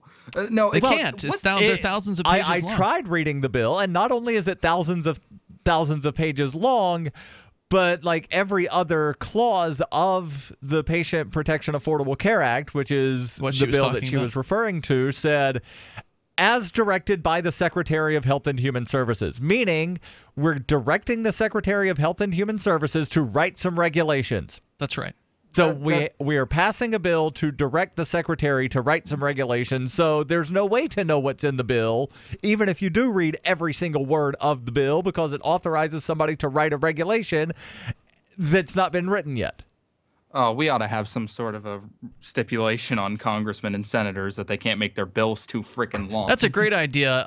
You might want to check out Downsize DC. Yeah, and they Downsize actually DC. have one of the things, the Write the Laws Act, where it would require that Congress actually wind up writing the regulations instead of passing it off to some unelected, unaccountable bureaucrat. And they've got the Read the Bills Act, which requires Congress to actually have read the bills. And the One Subject at a Time Act that requires that bills only deal with one subject. But of course, this would require Congress to actually pass these rules on themselves, which of course they won't. They're not interested in doing. Right. And even if they do pass a rule on themselves, they always give themselves some kind of opt-out. Of course. Of unless it's suspended by 2/3 of the body, or unless, and then there's so many loopholes, you could drive all of the 18-wheelers that Evel Knievel has ever jumped over side by side through these loopholes. In cases of national security. And then the president just says, oh, it's a national security thing. Well, it's worth a shot to try to get these things passed. Thanks for the perspective, Thanks guys. for the call, Oh, Stefan. I'm not saying it's not worth a shot. Yeah, well, I mean, it is worth a shot, but Downsize DC's been giving it a shot for like a decade on the Read the Bills Act. I think, there's definitely going to be a little bit easier time getting some of these changes made at a state level And I think that New Hampshire is probably the best state to wind up focusing that energy. Wow. There was like 800 bills last year, right? That would be a lot to read. Right, but one thing that's nice about New Hampshire is the rules already require every bill to have a public hearing in committee, requires the committee to come up with a recommendation, and then if the recommendation is anything other than let's keep it in committee until next year, it requires the full body to vote on said recommendation. But then you would be requiring them to read it out loud, or what would the requirement be there? Would they have to read it out loud? I'd love them to read it out loud on the floor of the full House or the floor of the full Senate instead of just saying, yep, we read it. They'd have to meet a whole lot more often, I would suspect. Or have fewer bills. That's a good point. More coming up here, 855, 450, free like freedom, Free Talk Live. Have you ever thought about mining Bitcoin? Did the costs, constant equipment upgrades, and maintenance scare you off? Do you want to make Bitcoin every day in the same mining pool that Ian and I do? Pool.bitcoin.com. There's a 100% uptime guarantee. The website's easy to use, and you can calculate what you're going to make right there on the website at pool.bitcoin.com. Help steer Bitcoin towards the liberating currency that Satoshi Nakamoto meant it to be. I'm not just making money at pool.bitcoin.com. I'm doing activism while I sleep. Pool.bitcoin.com. What's more profitable, running your business or doing bookkeeping? Doing your business, of course, but you want to keep your books so that you can maximize your tax savings, right? What if I told you that there's a person that's a bookkeeper, accountant, and law school graduate that's also a hardcore libertarian? My name is Melanie Johnson, and I hate the state. I will aggressively help you to minimize your tax exposure and maximize profits, all while staying within the law. Melanie's your best choice for your taxes and bookkeeping needs. Go to tax.freetalklive.com and check out our website, tax.freetalklive.com. Looking for a great real estate investment? Consider New Hampshire, which is ground zero for the Liberty Movement. Your first call should be to Mark Worden from Porcupine Real Estate. He's more than just a real estate agent. He's your New Hampshire concierge. Where are the best places to live? Do you want farm, city, the burbs, or forest? Do you want a duplex or multifamily building so that renters pay your mortgage? There are homes in all price ranges in New Hampshire, and Mark can help with financing too. Invest in liberty and property. Mark Worden can help. PorcupineRealEstate.com. The three most important things you can do for Free Talk Live are: 1, share one episode a week on Facebook or in some other social networking site. 2, buy the things you buy online through shop.freetalklive.com. 3, give $5 a month to the AMP program. You likely buy all kinds of things online. Amazon is the largest online retailer. You can get what you need at the same prices with free Super Saver shipping by going to shop.freetalklive.com. Please do your online shopping at shop.freetalklive.com. You're listening to the live edition of Free Talk Live. Hour number 3 is next after the news here on the Liberty Radio Network at LRN.FM. From Keene, the Shire, the Liberty Media capital of the world, this is Daryl W. Perry, host of FPP Radio News for Wednesday, July 19th, 2017. Silver is trading at $16.30 per ounce. Gold is valued at $1,242 per ounce. Bitcoin is trading at 3.4 cents, and the average price of Bitcoin is $2,353. Antiwar.com reports non-stop smaller wars and officials always playing up the risk of bigger wars to get bigger military budgets have always had Americans worried about a new major war being on the horizon, but the latest NBC SurveyMonkey poll shows that such fears have been growing dramatically in recent months. This new poll showed an overwhelming majority, 76% of Americans, are now worried that the U.S. will get drawn into a new major war in the next 4 years. This is an increase of 10% over the last time the question was asked in mid-February. As far as who the U.S. might get into that major war with, the plurality went to North Korea, with 41% of Americans believing the isolated nation is the greatest immediate threat to the United States. The Islamic State was second at 28%, Russia was at 18%, and China and Iran rounded out the top 5. Interestingly, the threat split heavily along party lines in the U.S., with Republicans much more likely to see the Islamic State as the greatest threats and Democrats viewing Russia as a much bigger threat. Obviously, this doesn't necessarily line up evenly with the fears of a major war, as the U.S. is already fighting the Islamic State. But the risk of a major war with North Korea is palpable and probably at least partially responsible for driving the growing fear among the American public. This has also been true internationally, with Russia and China both expressing concerns that the U.S. might unilaterally attack North Korea, precipitating a major war that would destabilize the region. In 2115 New England, there are no borders, no states, and no regulations, yet never has a more peaceful and prosperous place existed. Faced with the prospect of waning power, Mr. Drake intends to replace the anarchy of New England with a government. Anarchy in New England by Joe Jarvis is available from Amazon.com and all major bookstores. UPI reports a Cincinnati prosecutor on Tuesday announced he will not seek a third trial for former police officer Ray Tensing, who shot a motorist to death 2 years ago. In late June, jurors could not reach a unanimous verdict on murder or voluntary manslaughter charges against Ray Tensing in the death of Sam Dubose. Tensing's first trial also ended in a deadlocked jury in November. Hamilton County prosecutor Joe Dieters said he did not feel he would be able to convict Tensing. Dieters told NBC News, after discussing this matter with multiple jurors, they have, to a person, said to us that they will never be able to get a conviction in the case. I have an ethical duty as prosecuting attorney for this county. If we believe we cannot be successful at trial, we have that duty not to proceed. Dieters said he remained convinced that the officer committed a crime against the driver. Dieters told the Cincinnati Enquirer, "My opinion of this case has not changed as of 2 years tomorrow, and it's not going to change. We left nothing on the table. It's incredibly disappointing professionally. It's disappointing personally. My heart breaks for the Dubose family." Also Tuesday, U.S. Attorney Benjamin Glassman announced his office is reviewing the case to determine whether to pursue federal civil rights charges against Tensing. For nearly 40 years, Roberts & Roberts Brokerage has been a trusted source for buying and selling precious metals like gold and silver. They also take Bitcoin for precious metal purchases and have permanently removed the minimum purchase amount for all orders paid in the digital currency. Call Roberts & Roberts today for knowledgeable advice on buying and selling precious metals and a forward-thinking approach to new technologies. 800-874-9760 or visit online at rrbi.co.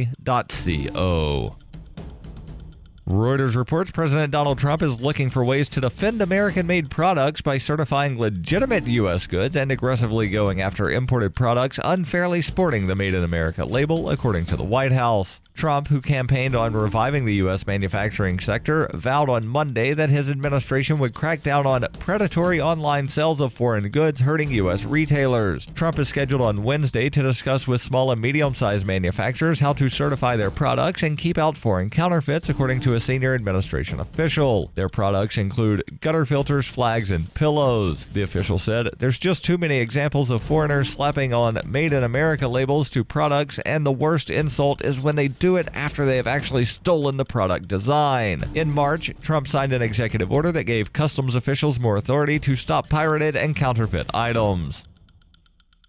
This has been FPP Radio News, online at fppradio.com.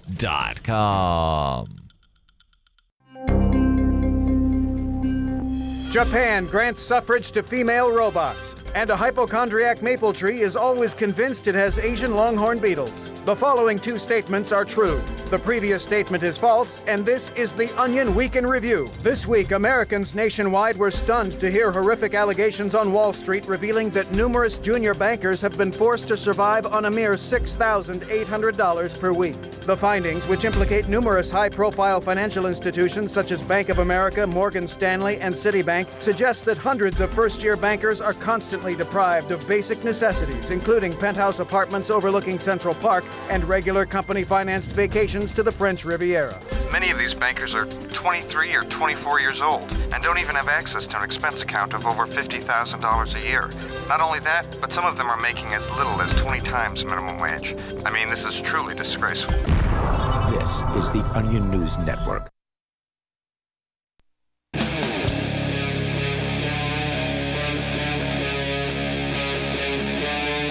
Free Talk Live.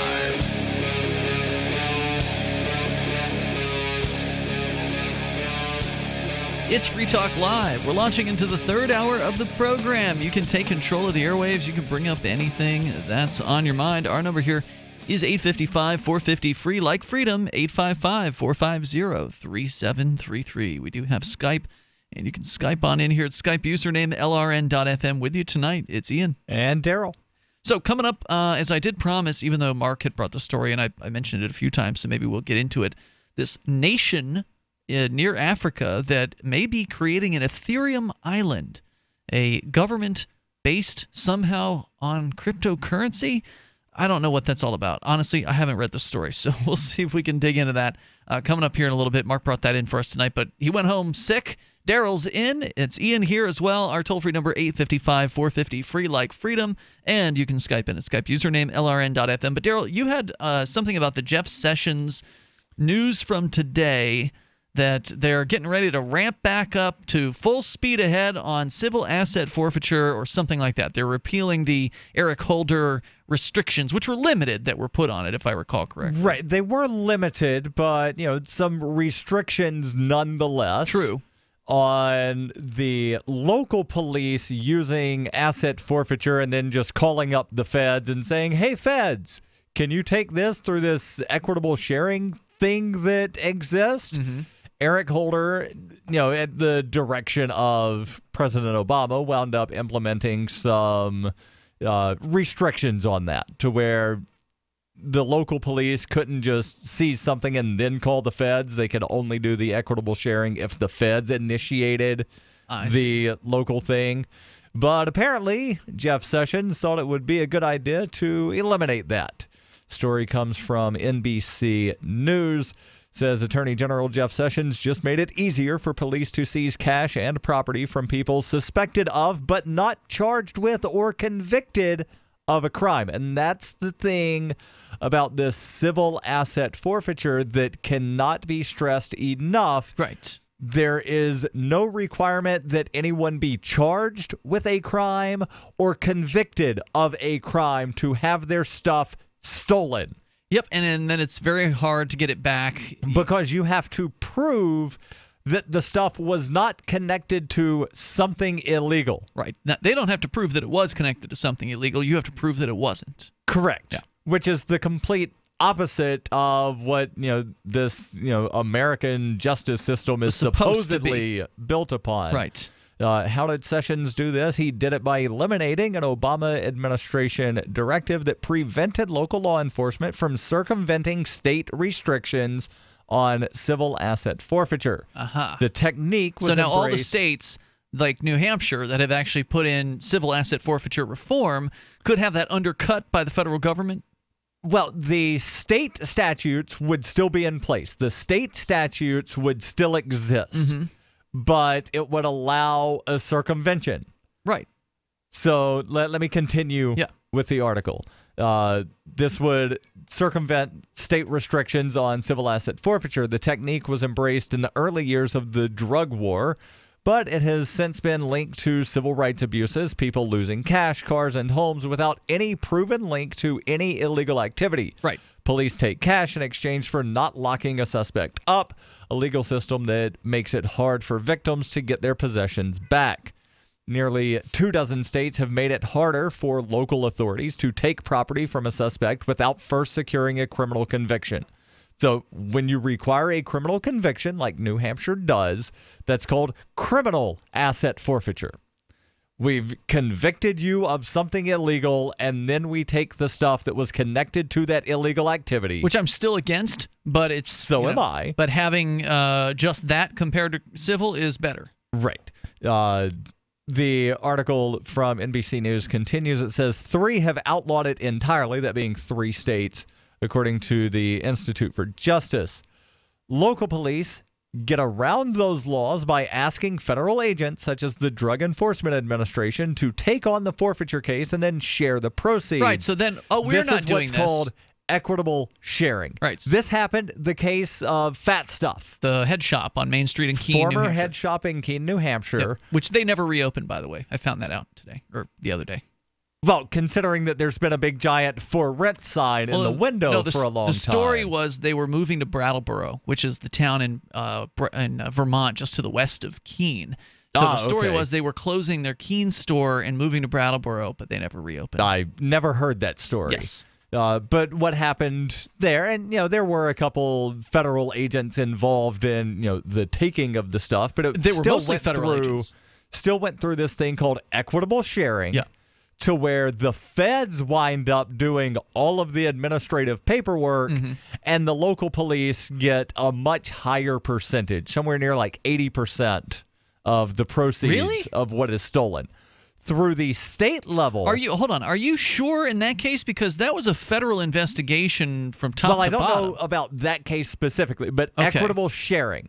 The way equitable sharing works, the local police get somewhere upwards of 80% of the proceeds of what is stolen. That's when they give the tip to the feds and the feds just do the bust or whatever. That's what you're saying. Or when they steal the stuff and then call up the DEA and say, hey, can you do this equitable sharing thing for us? Which is what Jeff Sessions is now allowing to wind up happening more. I gotcha. Without the feds first saying, we want you to do X. Right. Whereas at the state level, the percentage that the local police wind up getting to keep is much, much smaller, somewhere between like 25 to 40%, depending on the state. Well, so does the state government get the majority of it and the local department gets the lesser portion at the state level? That's generally how it works. But again, about 24 states have said you can't do civil asset forfeiture under our statutes, meaning that in the 24 states where civil asset forfeiture is prohibited at the state level, they'll then be able to do this equitable sharing at the federal level and wind up getting a much higher percentage, which is what they were often doing anyway to get extra money. What if the state or what if the state government were to forbid its police from doing the equitable sharing program? There was a bill in New Hampshire earlier this year that would have done that, and unfortunately it wound up dying. In committee? Committee wound up coming up with a recommendation to ITL, which is Criminal Justice Committee? I forget. Or judicial maybe. I forget. I could find it and figure it out. I'm glad to see that somebody put that forward, at least. It's certainly a conversation that I think needs to obviously to continue happening. Right. And the same usual suspects that testified against getting rid of civil asset forfeiture a couple of years ago were the ones testifying of the Attorney General, the police, state police, those Chiefs people. of Police Association, all the guys coming in uniform saying, if we do this, then we won't have any money and blah, blah, blah, blah, blah, and heroin dealers. Poor police. Well, all right. So one, you're saying you don't use it, but if we get rid of it, then you won't make money. And also drug dealers, well, if it's a drug dealer, then you should wind up being able to do criminal asset forfeiture. So they're just complaining all of these stuff and overwhelming. It's the same thing that prosecutors do when a government official winds up being charged with something. They overwhelm the jury with information, and they wind up, we're just going to kick the can down the road and say not guilty. We'll kick the can down the road and look at this in a couple of years. Let's just not pass it now. The article continues talking about this federal loophole. The loophole called adoption or equitable sharing has helped fuel an explosion in forfeitures, which became a multi-billion-dollar government enterprise. One of Sessions' predecessors, Eric Holder, issued a directive in January 2015 that prohibited the adoption of forfeitures, which led to a drop in seizures. Surprise, surprise. Police and prosecutors who used the money to pay for new cars, equipment, and training and more guns. Crime victims hated it. They made it a key complaint to the Trump administration. Yeah, I don't believe there's more. Yeah, I don't believe they were helping victims of any crime with the money from asset forfeiture. I don't believe that for a moment. Well, they believe that they're the victims of these victimless crimes. Oh, the police? Society is the victim when you smoke a joint. So we need more guns, is what the cops say. Give us tanks. We need grenade launchers. 855-450, free like freedom. This is Free Talk Live. Have you ever thought you'd like to flip houses but didn't know how or where to get the money? Are you ready to be your own boss so you can start living the good life? Hi, I'm Preston Neely. I used to be so broke. I had my electricity turned off 9 times, but I figured out a way to quit my job and find financial freedom in real estate. For a limited time, I want to send you a free copy of my smash hit selling book, How to Get Rich in Real Estate. It shows you how to copy exactly what I did so you can make money from the comfort of your own home without even doing any manual labor. I've already given away 5,000 books and they're going fast. To get one before they're gone, call 1-800-958-9256. Listen, if you're sick and tired of stressing about money, this book could change your life. It's short, fun to read, easy to understand, and awesome. To find out how to get your free book while supplies last, call 1-800-958-9256. Call 1-800-958-9256. 1-800-958-9256. It's about time something new came along for better selling and buying online. And I found it. What now, Marge? It's buysellmakeoffer.com. Never heard of it. It's a brand new company. That's why you've never heard of it. It's the newest and best way to sell any products online. I did all the research. Sell my car? Yes. Our home? Yep. My golf bag? Your golf clubs. All of them. How about your purse collection hoard? Hey, now. You said any product. Right. I did. We get 30 days free. And membership is only $9.95. Yep. And buysellmakeoffer.com will never charge item fees, ever. Never. And this is cool. Listen to this. You can even use Skype or video to show your items. That's cool. Yes. All we have to do is go to the website, sign up, and then load our stuff to sell. I love this site. Buysellmakeoffer.com. Buysellmakeoffer.com. You got it? Buysellmakeoffer.com. Buysellmakeoffer.com. Better selling, better buying. Are you making sense to the boomer mindset? I'm Holland Cook from survivalspeech.com. 80 million baby boomers comprise 25% of the population and control most of the USA's wealth. As aging parents pass on, they'll control more. Boomers are 46 to 65 years old and regard themselves as midlife. They identify as neither young nor old. They're post-minivan and pre-retirement, and they don't like being called boomers. They think me. Many of the purchases boomer couples make are individual purposes. They've been experimenters all their lives. If you want their attention, tell stories and keep it simple. If something seems complicated, boomers can dismiss it as, I don't need this. And if you're looking for work, you may be applying to a boomer, so relate accordingly. From survivalspeech.com, I'm Holland Cook. If you want to know the latest about Free Talk Live before we go on the air, all you need to decide is how you want it delivered. It's your choice. Visit news.freetalklive.com. You can get emailed announcements and participate in contests via our email updates list. Plus, we have a Twitter account that you can follow and a Facebook page where you can become a fan. So visit news.freetalklive.com to get news about Free Talk Live as soon as it's announced and the way you want it delivered at news.freetalklive.com. That's news.freetalklive.com. Are you tired of governments murdering people around the world? Stop using their money. There is an alternative. Bitcoin is a stateless free market non-political currency. Bitcoin cannot be inflated or controlled by any government. By using their money, you are helping the state. Stop doing it. You have an incredible alternative available now. Learn it, use it, spread it. Get started with Bitcoin at bitcoin.com. That's bitcoin.com. If you enjoy LRN.FM, please contribute to your favorite shows via their websites and become an amplifier at amp.lrn.fm. That's amp.lrn.fm.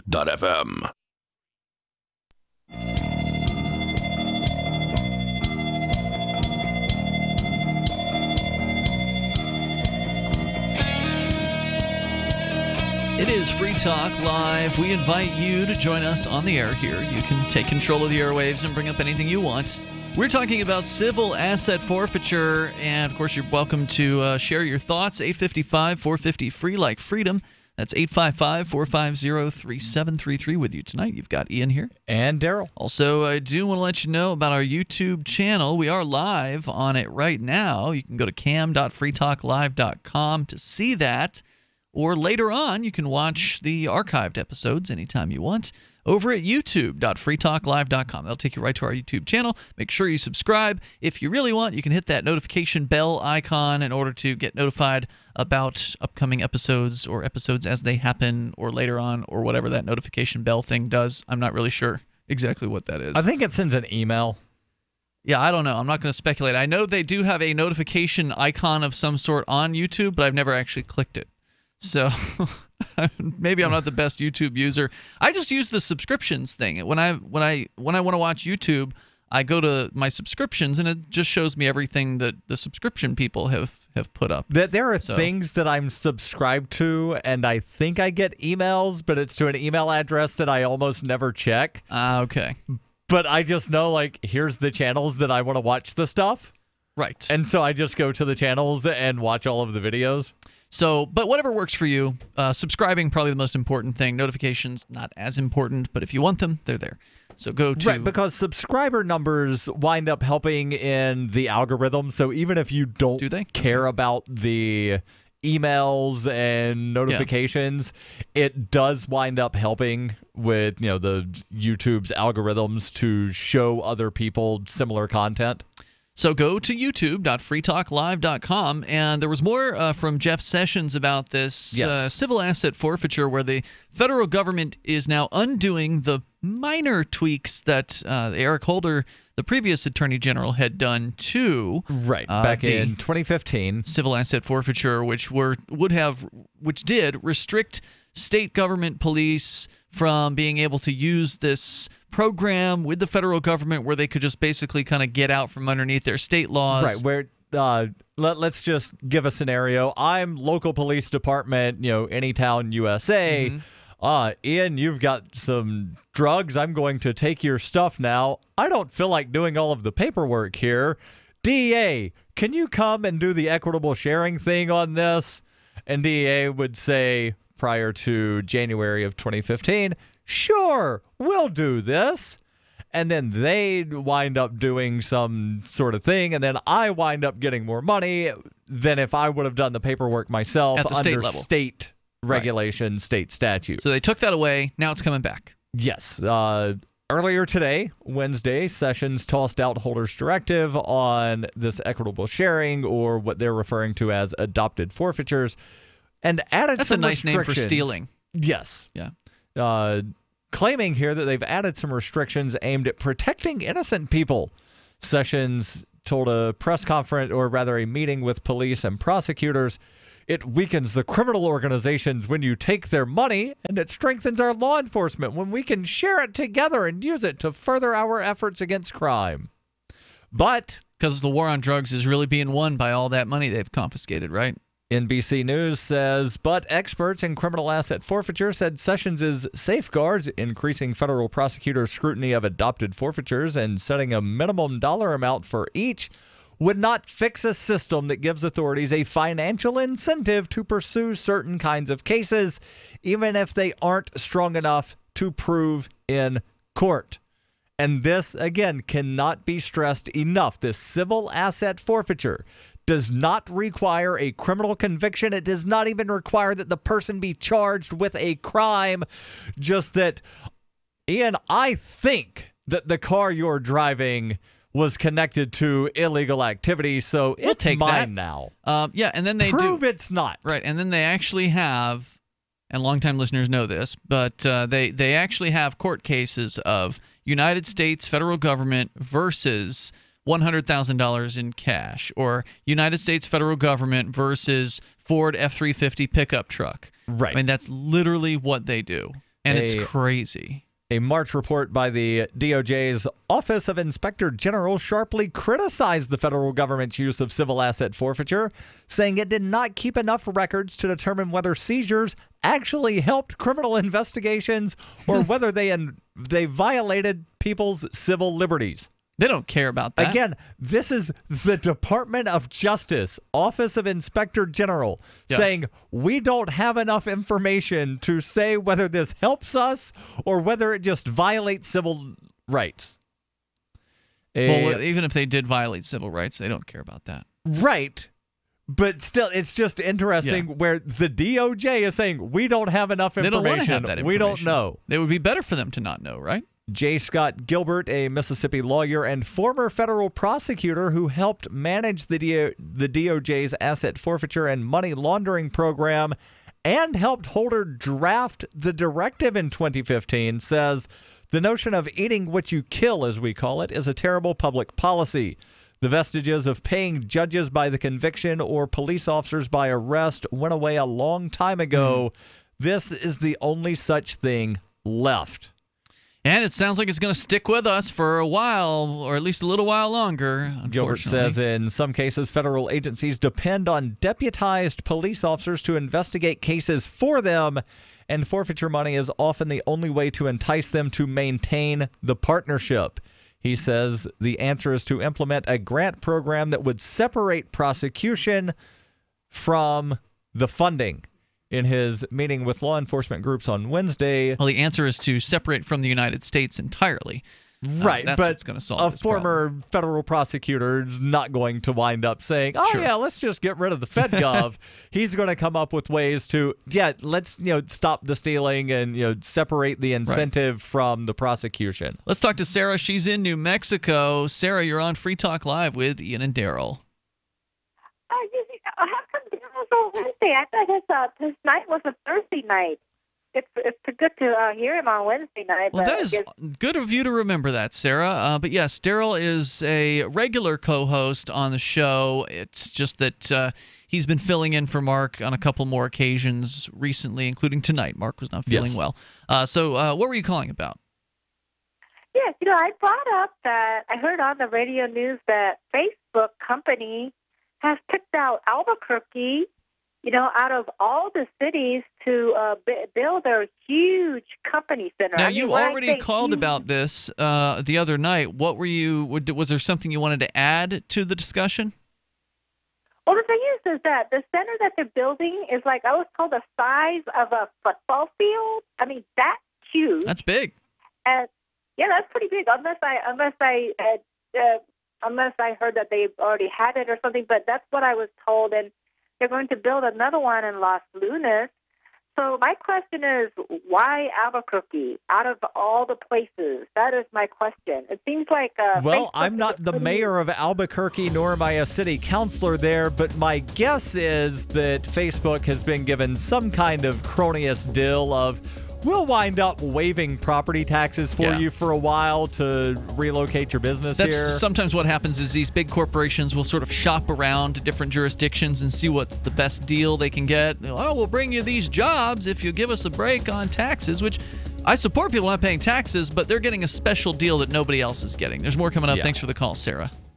Are you one of the 70% of Americans that want to own your own business, afraid to leave the security of your current job to pursue your dreams? I'm Pharmacist Keith. Dr. Wallach, the Dead Doctors Don't Lie guy, and myself want to show you a low-cost way to create your own business, working around your current job schedule, creating an extra income for you and your family by joining his crusade, spreading his message of better health. To learn more, visit radio.recordedvideo.com, radio.recordedvideo.com. That's radio.recordedvideo.com. Tyler, time to go for our family walk.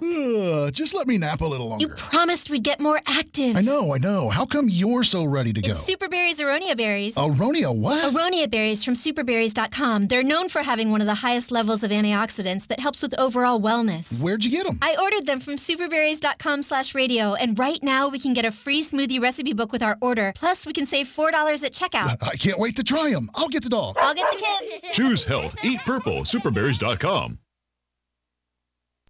Free Talk Live. Crack cocaine, the way it hurts individuals and communities, I would really like to see dealers get the death penalty. Why are you so violent? It's a violent drug. It gets to your brain, it reorganizes, it actually physically changes the structure of your brain. That's true with alcohol. The community is being put in danger by the fact that these drugs are illegal. I don't use crystal meth, but I'm in danger from those who do use crystal meth, in that if they need another hit and they can't afford it and their drug dealer's not willing to accept a BJ in order to give them a hit of of crystal meth, then they are going to go and steal things, break into cars, break into homes. If you can't see how prohibition creates more problems than it solves, if you can't see how prohibition leads to more violence, just look at Al Capone and the history of alcohol. Yes. It's simple. Free Talk Live, 7 nights a week from 7 to 10 Eastern, live on the Liberty Radio Network at LRN.FM.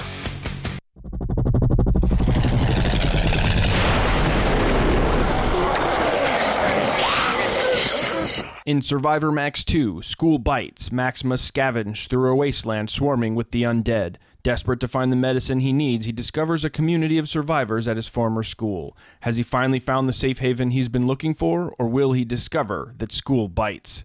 Look for Survivor Max on Facebook, read reviews on Amazon, and read Chapter 1 at SurvivorMax.com. Here's a chance to do a little activism while you're cruising Facebook, Twitter, or Google+.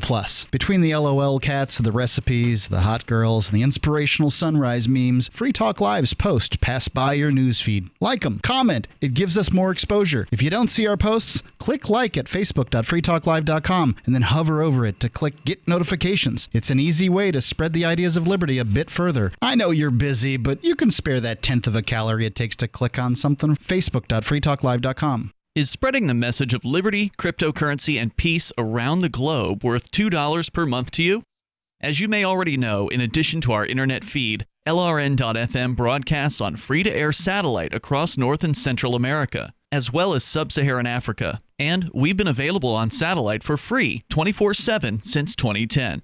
The LRN.FM free-to-air satellite signal is reaching some of the most oppressive regimes in the world, and there's no doubt our ideas are making an impact. You can learn more about the channel's impact by watching the 3-minute video at fund.lrn.fm. If you'd like to help free minds globally with our ideas of liberty, cryptocurrency, and peace, you can donate as little as $2 per month via fund.lrn.fm. You can help us continue and expand our satellite broadcast to multiple continents. Visit fund.lrn.fm today, and thank you for your help. Don't forget to share the link on social media. That's fund.lrn.fm. You can put the Liberty Radio Network on the air in your area. Visit broadcast.lrn.fm to learn how. Broadcast.lrn.fm.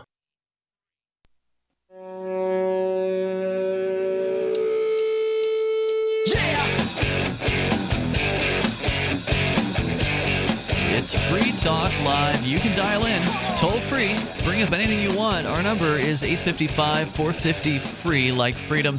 855-450-3733. We've got Skype on in here at Skype username LRN.FM. With you tonight, you've got Ian. And Daryl. Of course, you can take control of the airwaves. That's the point here on Free Talk Live. If you appreciate the work that we do and you want to help support our mission of spreading the ideas of liberty and peace and cryptocurrency and all the fun stuff we talk about here, you can get behind the show for $5 a month over the AMP program. AMP stands for Advertise, Market, and Promote. And the idea is that you help us with $5 a month, and then you get perks. We can use that $5 to invest it into the show to help market Free Talk Live to new radio stations and bring in new internet listeners, exposing new people to the ideas of liberty. And you get the perks like access to the AMP-only call-in lines, AMP-only podcast, the AMP-only Facebook group, the new Free Talk Live badge that is only for amplifiers on the new Free Talk Live forum. So those are some of the perks you'll get. You can get all the details and learn more about the AMP program over at amp.freetalklive.com. AMP stands for Advertise, Market, and Promote. That's AMP, amp.freetalklive.com. You got some more from Jeff Sessions here. I don't know if we've had a quote. Have we had a quote from him yet in this article? We had a quote from him earlier. I don't remember what it was. It's been a lot of background on civil asset forfeiture, which is a terrible government program that now they're going to be ramping up at the federal level. Yeah. So here's the quote that we already shared. He says, "It weakens the criminal organizations when you take their money, and it strengthens our law enforcement when we can share it together and use it to further our efforts against crime."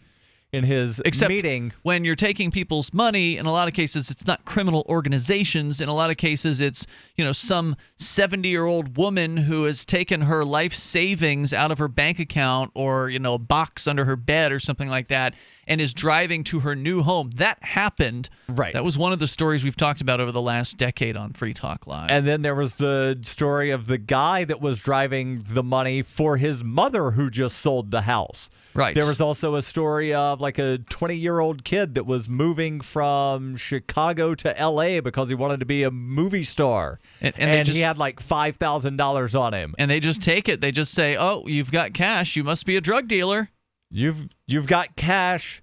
You're dark. And you're in a known drug corridor. Yeah, we don't have any evidence that you've actually sold or bought or possessed drugs, but, you've got cash, so we're just going to take that from you. Have a nice day. In his meeting with law enforcement groups earlier in the day, Sessions downplayed claims that civil asset forfeiture preys on the innocent, citing research that shows 4 out of 5 people who have property taken never fight it in court. As though that's evidence? He says, quote, they're not challenging it because usually it was drug money, and they know it was drug money, and they have no basis to contest the forfeiture. What a scumbag. I mean, this guy is yet another low-life politician, which is, of course, what you expect from the Attorney General. Let me explain why 4 out of 5 people wind up not challenging it in court. There's multiple reasons, but yes, please. Well, on average, the amount that's stolen is less than $10,000. And on average, it's going to cost you more than that to go to court. Just for the attorney and for the court. Yeah, absolutely. So you're going to spend more money fighting in court to prove that something was not connected to, some illegal activity. And then if you get the stuff back, you're still out more than what you got in return. Yep. And they know that. And even if you do go to court, it's an uphill battle because prove a negative.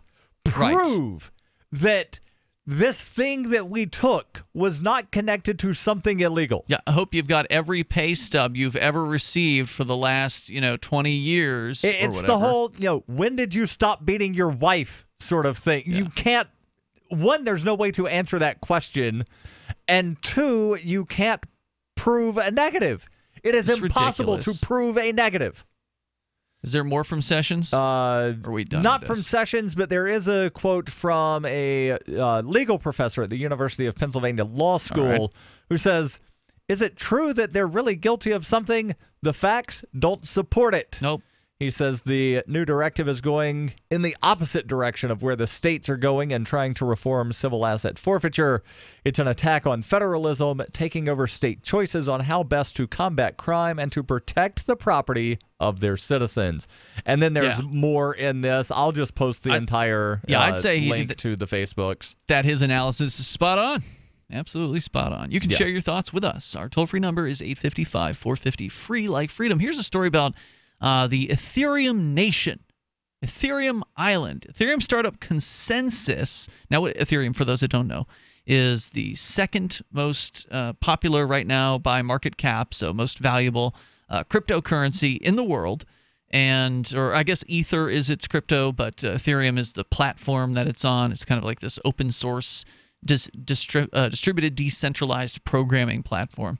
Anyway, one of their startups, ConsenSys, is actively exploring a partnership with the African nation of Mauritius that could create a so-called Ethereum Island, a hub for blockchain technology innovators that would seek to branch out into Africa, Asia, and beyond. Joseph Lubin, founder, and a team of top executives from ConsenSys, the New York-based decentralized application builder, toured the island July 5th through the 7th to meet with the nation's Board of Investment, the Bank of Mauritius, and other private and public sector authorities. Mauritius, located 700 miles east of Madagascar, has established itself as an offshore financial center and is actively looking to do the same with regard to blockchain and related technologies. Late last year, it began the process of establishing a regulatory sandbox license in an effort to attract blockchain investors. Now, I have no idea what a regulatory sandbox license is, but, maybe it means that they aren't, somehow they're like, whoever's in the sandbox is not subject to the government's regulations or something like that? Who the hell knows? I'd be interested in learning a little bit more about that. But speaking to local press following the meetings, Mr. Lubin remarked that he and his team were impressed by the knowledge and enthusiasm for the technology that was exhibited by the local officials, which is a surprise. I mean, normally when it comes to government officials, they don't know anything about Bitcoin. They don't know anything about Ethereum. They don't know anything about blockchain and technology, and it's a brutal struggle to try to help them understand it. But, if anything, this should worry people about Ethereum, that Ethereum is trying to get cozy with governments around the world. Well, in this case, it's just a startup. This isn't the Ethereum group or programmers or whatever. This is the creator of Ethereum wound up meeting with some top-level Russian official not too long ago about trying to implement some kind of something. And the creators of Ethereum have said that they want to put identity on a blockchain. They want all kinds of contracts on a blockchain. That's true. These stupid smart contracts to where it removes all common sense. Smart contracts are like zero tolerance with a blockchain behind it. Oh, that piece of paper looks kind of like a gun, so therefore, little Johnny, you're getting expelled from kindergarten because you've got something that looks like a gun. We've got a zero tolerance policy against guns. But now there's a blockchain behind it. I think that what you're talking about with the smart contracts, they've got their ups, they've got their downs. I don't think that it's all bad as you're sort of suggesting here, but I do see what you're saying, that these immutable smart contracts can be kind of dumb when there's no human being behind it to take on, and that's the whole point of the smart contract, is to remove the human beings from making decisions. And in some cases, that could probably work pretty well. But in other cases, as you were trying to point out there, it may result in some very, mistaken decisions being made by that smart contract. Right, and then, what happens when you've got a smart contract that's very poorly written, like the DAO, the Decentralized Autonomous Organization. Where somebody leaked out millions of dollars somebody out of it. wound up finding a loophole in this contract and taking like $150 million worth of Ether, and then the people at Ether said, yeah, even though this blockchain's supposed to be immutable, we're going to undo that. We'll tell you more about what's going on in Mauritius here in moments, and you can join us. Our toll-free number is 855-450-FREE, like freedom. 855-450-3733. Blockchain-powered drones. Kill them all. It's in the smart contract. Free Talk Live. Dash is digital cash, a digital currency designed to replace cash and help people manage their own wealth. It's fast and easy, fees are low, and transactions are confirmed instantly. Pay anyone, anywhere in the world, anytime for just pennies on the dollar. Dash is the first digital money that's governed by its users. Join Dash at Dash.org and help build a better financial system for everyone. Find out more at Dash.org. DVD, books, music, instruments, periodicals, computers, software, electronics, photo, cell phone, office products, home and garden, bed and bath, furniture, kitchen, pet supplies, automotive, hardware, apparel, shoes, jewelry, grocery, healthcare, sports and outdoors, toys, games, used, and more. It's a department store at your fingertips. Shop.freetalklive.com. Get all your shopping done, get a great deal, and a portion of your purchase goes to benefit Free Talk Live when you enter Amazon via shop.freetalklive.com. BuySellMakeOffer.com is better than ever. I'm Pat Matthews, here to tell you that BuySellMakeOffer.com, the revolutionary site for buying and selling anything and everything, just upped the ante. Go right now to BuySellMakeOffer.com and click the Sign Me Up button. When you do, you'll get the first month free, and then it's just $9.95 a month to be a member forever. And you don't need a credit card for the initial setup. Create your own store on the site and sell whatever you want, as long as it's legal, however you want, and sell an unlimited number of items. Create your own intro video to describe what your store is all about. Use Skype to see who you're buying from or selling to. Sell unused household items, as well as antiques, cars, televisions, collectibles, real estate. The possibilities are unlimited. Use social networks to promote your store right from our site. Remember, there are never any fees, no matter how much you sell. Become a member today. I'm a member. Get all your friends to sign up, too. This could become a great business for you. Sell whatever you want for the first 30 days, free at BuySellMakeOffer.com.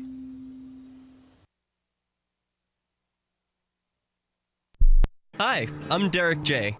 I don't want a politician to represent me.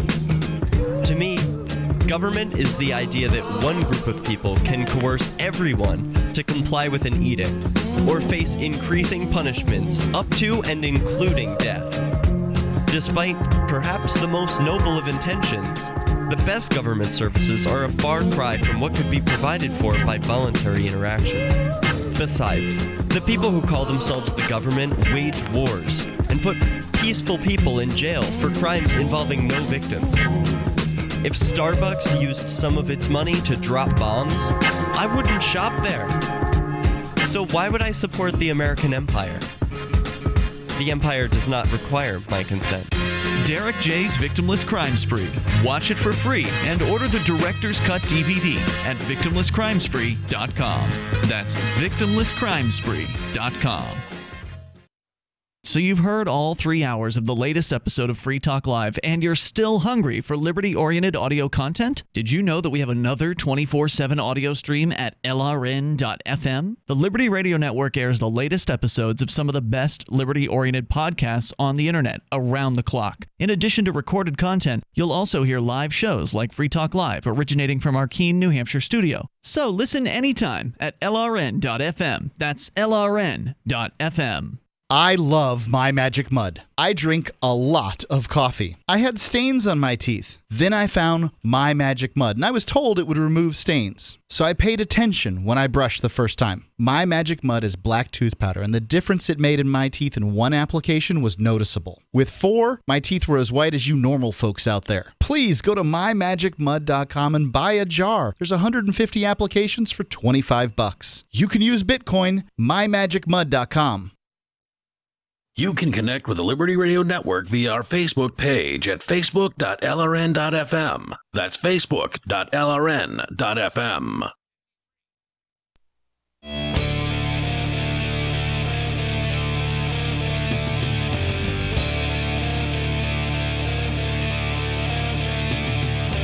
It is Free Talk Live, and you can bring up anything you want. Our toll-free number here is 855-450-FREE. That's 855-450-3733. We do have Skype. So Skype on in at Skype username LRN.FM. We've got a website too. You can go and get interactive, download archives, back the show with the AMP program, join the Free Talk Live email list, and so much more. It's all completely free over at freetalklive.com. Regulatory sandboxes. So I was wondering what that means, because there's a company that is an Ethereum-based company that's the second most popular cryptocurrency in the world right now, or crypto platform, or whatever you want to call it, where they're looking to get a regulatory sandbox out of Mauritius, which is a country that's 700 miles to the east of Madagascar. It's kind of out in the Indian Ocean. So I'm not sure exactly what the regulatory sandbox in Mauritius means, but I did find something from a UK regulatory agency where they say a regulatory sandbox allows a business to test innovative products, services, business models, and delivery mechanisms in a real market with real customers in sort of a supervised manner that isn't in accordance with the existing regulatory structure. Yeah, it says here at fnews.com that it's usually a set of rules that allows trailblazers to test their products and business models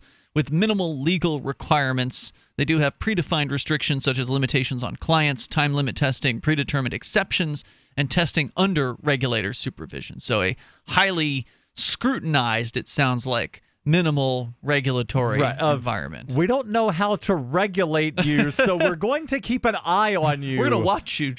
And, as we see you do stuff, then we'll tell you, no, you can't do that. Or you got to pay us if you want to do that. Yeah. That's really more what they want. They want to get paid. They're probably so uncertain about this technology of, cryptocurrency or Ethereum in this case, that they're interested in learning how they can tax it. And again, it's something that we don't know how to regulate this, so we're going to make up the regulations as we go along, where most of the stuff they put out all of the regulations before they let anybody do anything. So according to the story here at CoinDesk, yeah, I think it's CoinDesk, Yeah, my browser's going brutally slow. Consensus, CoinDesk.com. Consensus is the company involved here. They went to the nation of Mauritius. They had some talks with the bureaucrats there about this regulatory sandbox idea. James Duchenne, the Mauritius Board of Investments U.S. representative who helped organize the tour, added there was a strong interest in the regulatory sandbox license from the blockchain community since its announcement. So this is a thing that Mauritius is offering. So why is Consensus, a name brand and fast-growing blockchain solutions company, so keen to potentially set up shop on a small island on the other side of the world? Well, the key reason, said Lubin, is that he and his team have discovered that smaller nations have the tools and nimbleness needed to adapt and embrace new technologies at a more rapid clip than larger jurisdictions. And I find that to be probably a true statement.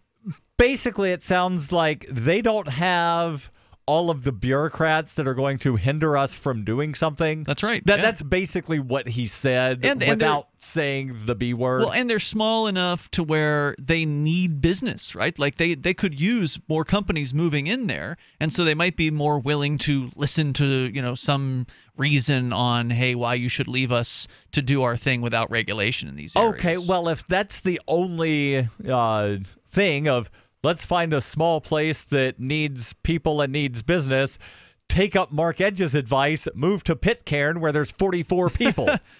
Well, the problem with that would be that there's nobody there, right? Like there's 44 people. That's not nobody. Nobody would be Palmyra Atoll that has a population of 0. Well, 40's about nobody. Anyway, going on here, he continued to say that, quote, where we're seeing extreme traction is in smaller jurisdictions that are more homogenous in their focus and in their intent, and where there's a strong top-down drive from government to either leapfrog technologies or take advantage of this powerful technology.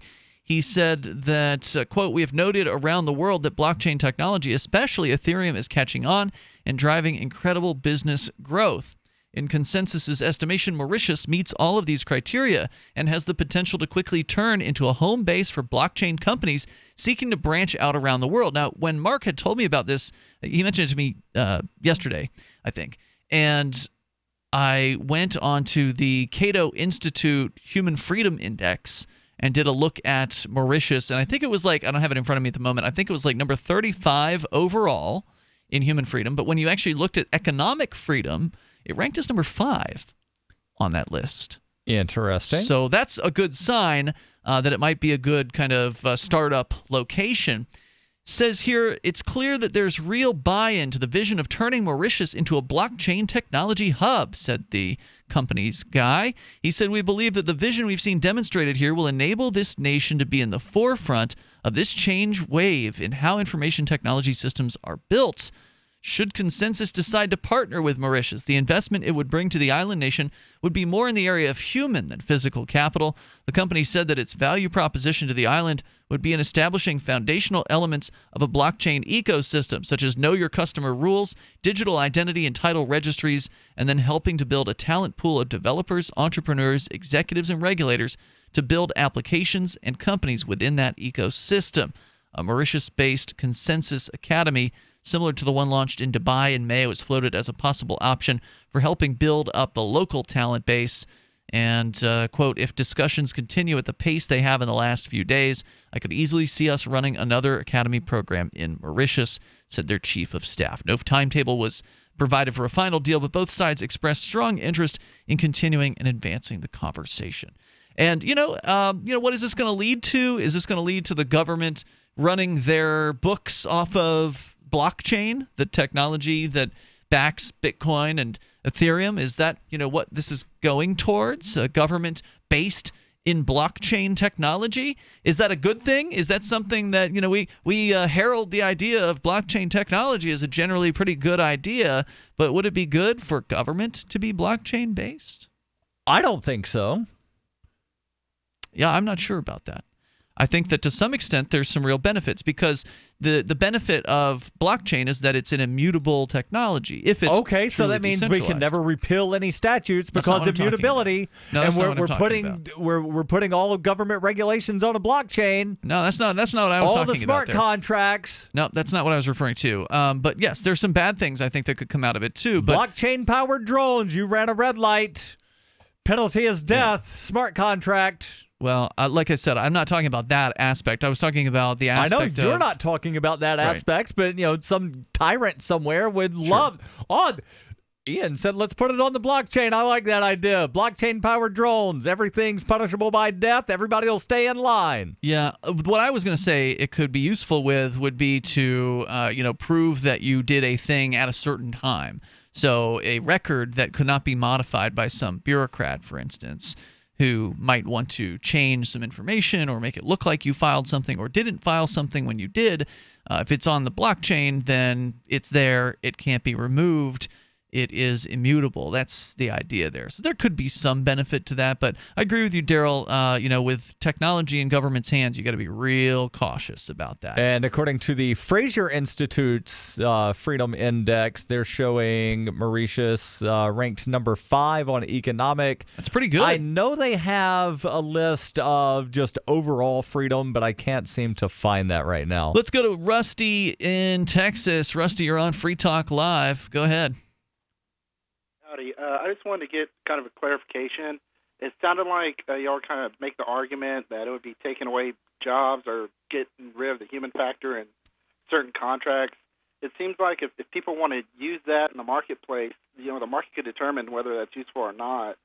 The government could use it for land deeds, where you could have an easy, clear title transfer, and there's no kind of hiccups along the way. Yep, that's there's true. A clear sign of who owns it all along the way. I think y'all are. It might be construed as getting into like a candlestick makers petition where, oh my gosh, this blockchain is going to take away our jobs. But I don't think. I never mentioned jobs. It may actually take away jobs for lawyers, because if you can I mentioned common sense. If your smart contract says that, I've borrowed $20 from you. I'm going to pay you back at 4 o'clock on Friday. I hit a red light, get to you at 4:05. Well, the smart contract winds up enforcing itself 5 minutes before I get to you. Where's the common sense? That's my look at these stupid smart contracts. There may be a way to undo that if the other party is willing. I'm stuck at a traffic light. I can't go in but when and you modify. when you get there and you're like, oh, I was stuck at a traffic light, they might be like, all right, well, we'll just go ahead and refund this. Could you just add a clause to that? Yeah, again, the market will decide these things, and you're right about that, Rusty. Thanks for the call tonight. We're out of time. We'll see you tomorrow. freetalklive.com. Free Press Publications is an independent, alternative media and publishing company founded in June 2009 with the mission of ensuring a free press for the freedom movement, and is committed to spreading the message of peace, freedom, love, and liberty. FPP also gives new authors an avenue for publishing freedom-oriented material. FPP brings you daily news and commentary on the website fpp.cc, as well as a daily 5-minute newscast, FPP Radio News, and weekly news, views, and commentary in the FPP Freedom Minute and Peace, Love, Liberty Radio at fppradio.com, and the monthly newspaper FPP News at news.fpp.cc. Find FPP online at fpp.cc. That's fpp.cc, as in Creative Commons. Ross Ulbricht was convicted in early 2015 of running the infamous Silk Road Underground Market. The Silk Road was a gift to humanity and helped reduce the harms brought on by drug prohibition. For this good deed, Ross has been sentenced to life in prison with no possibility of parole. Now, an appeal is Ross's only chance, and he needs your support. Please visit freeross.org, where you can contribute via various methods, including Bitcoin. Visit freeross.org. That's freeross.org. LRN.FM is proud to announce our official listening apps for Android and iOS devices. Now you can easily tune into our streams anywhere, anytime on your smartphone or tablet. Just visit apps.lrn.fm or search for LRN.FM in the Android or Apple app stores. Please download, rate us 5 stars, then share the link on your social media, and let your friends and family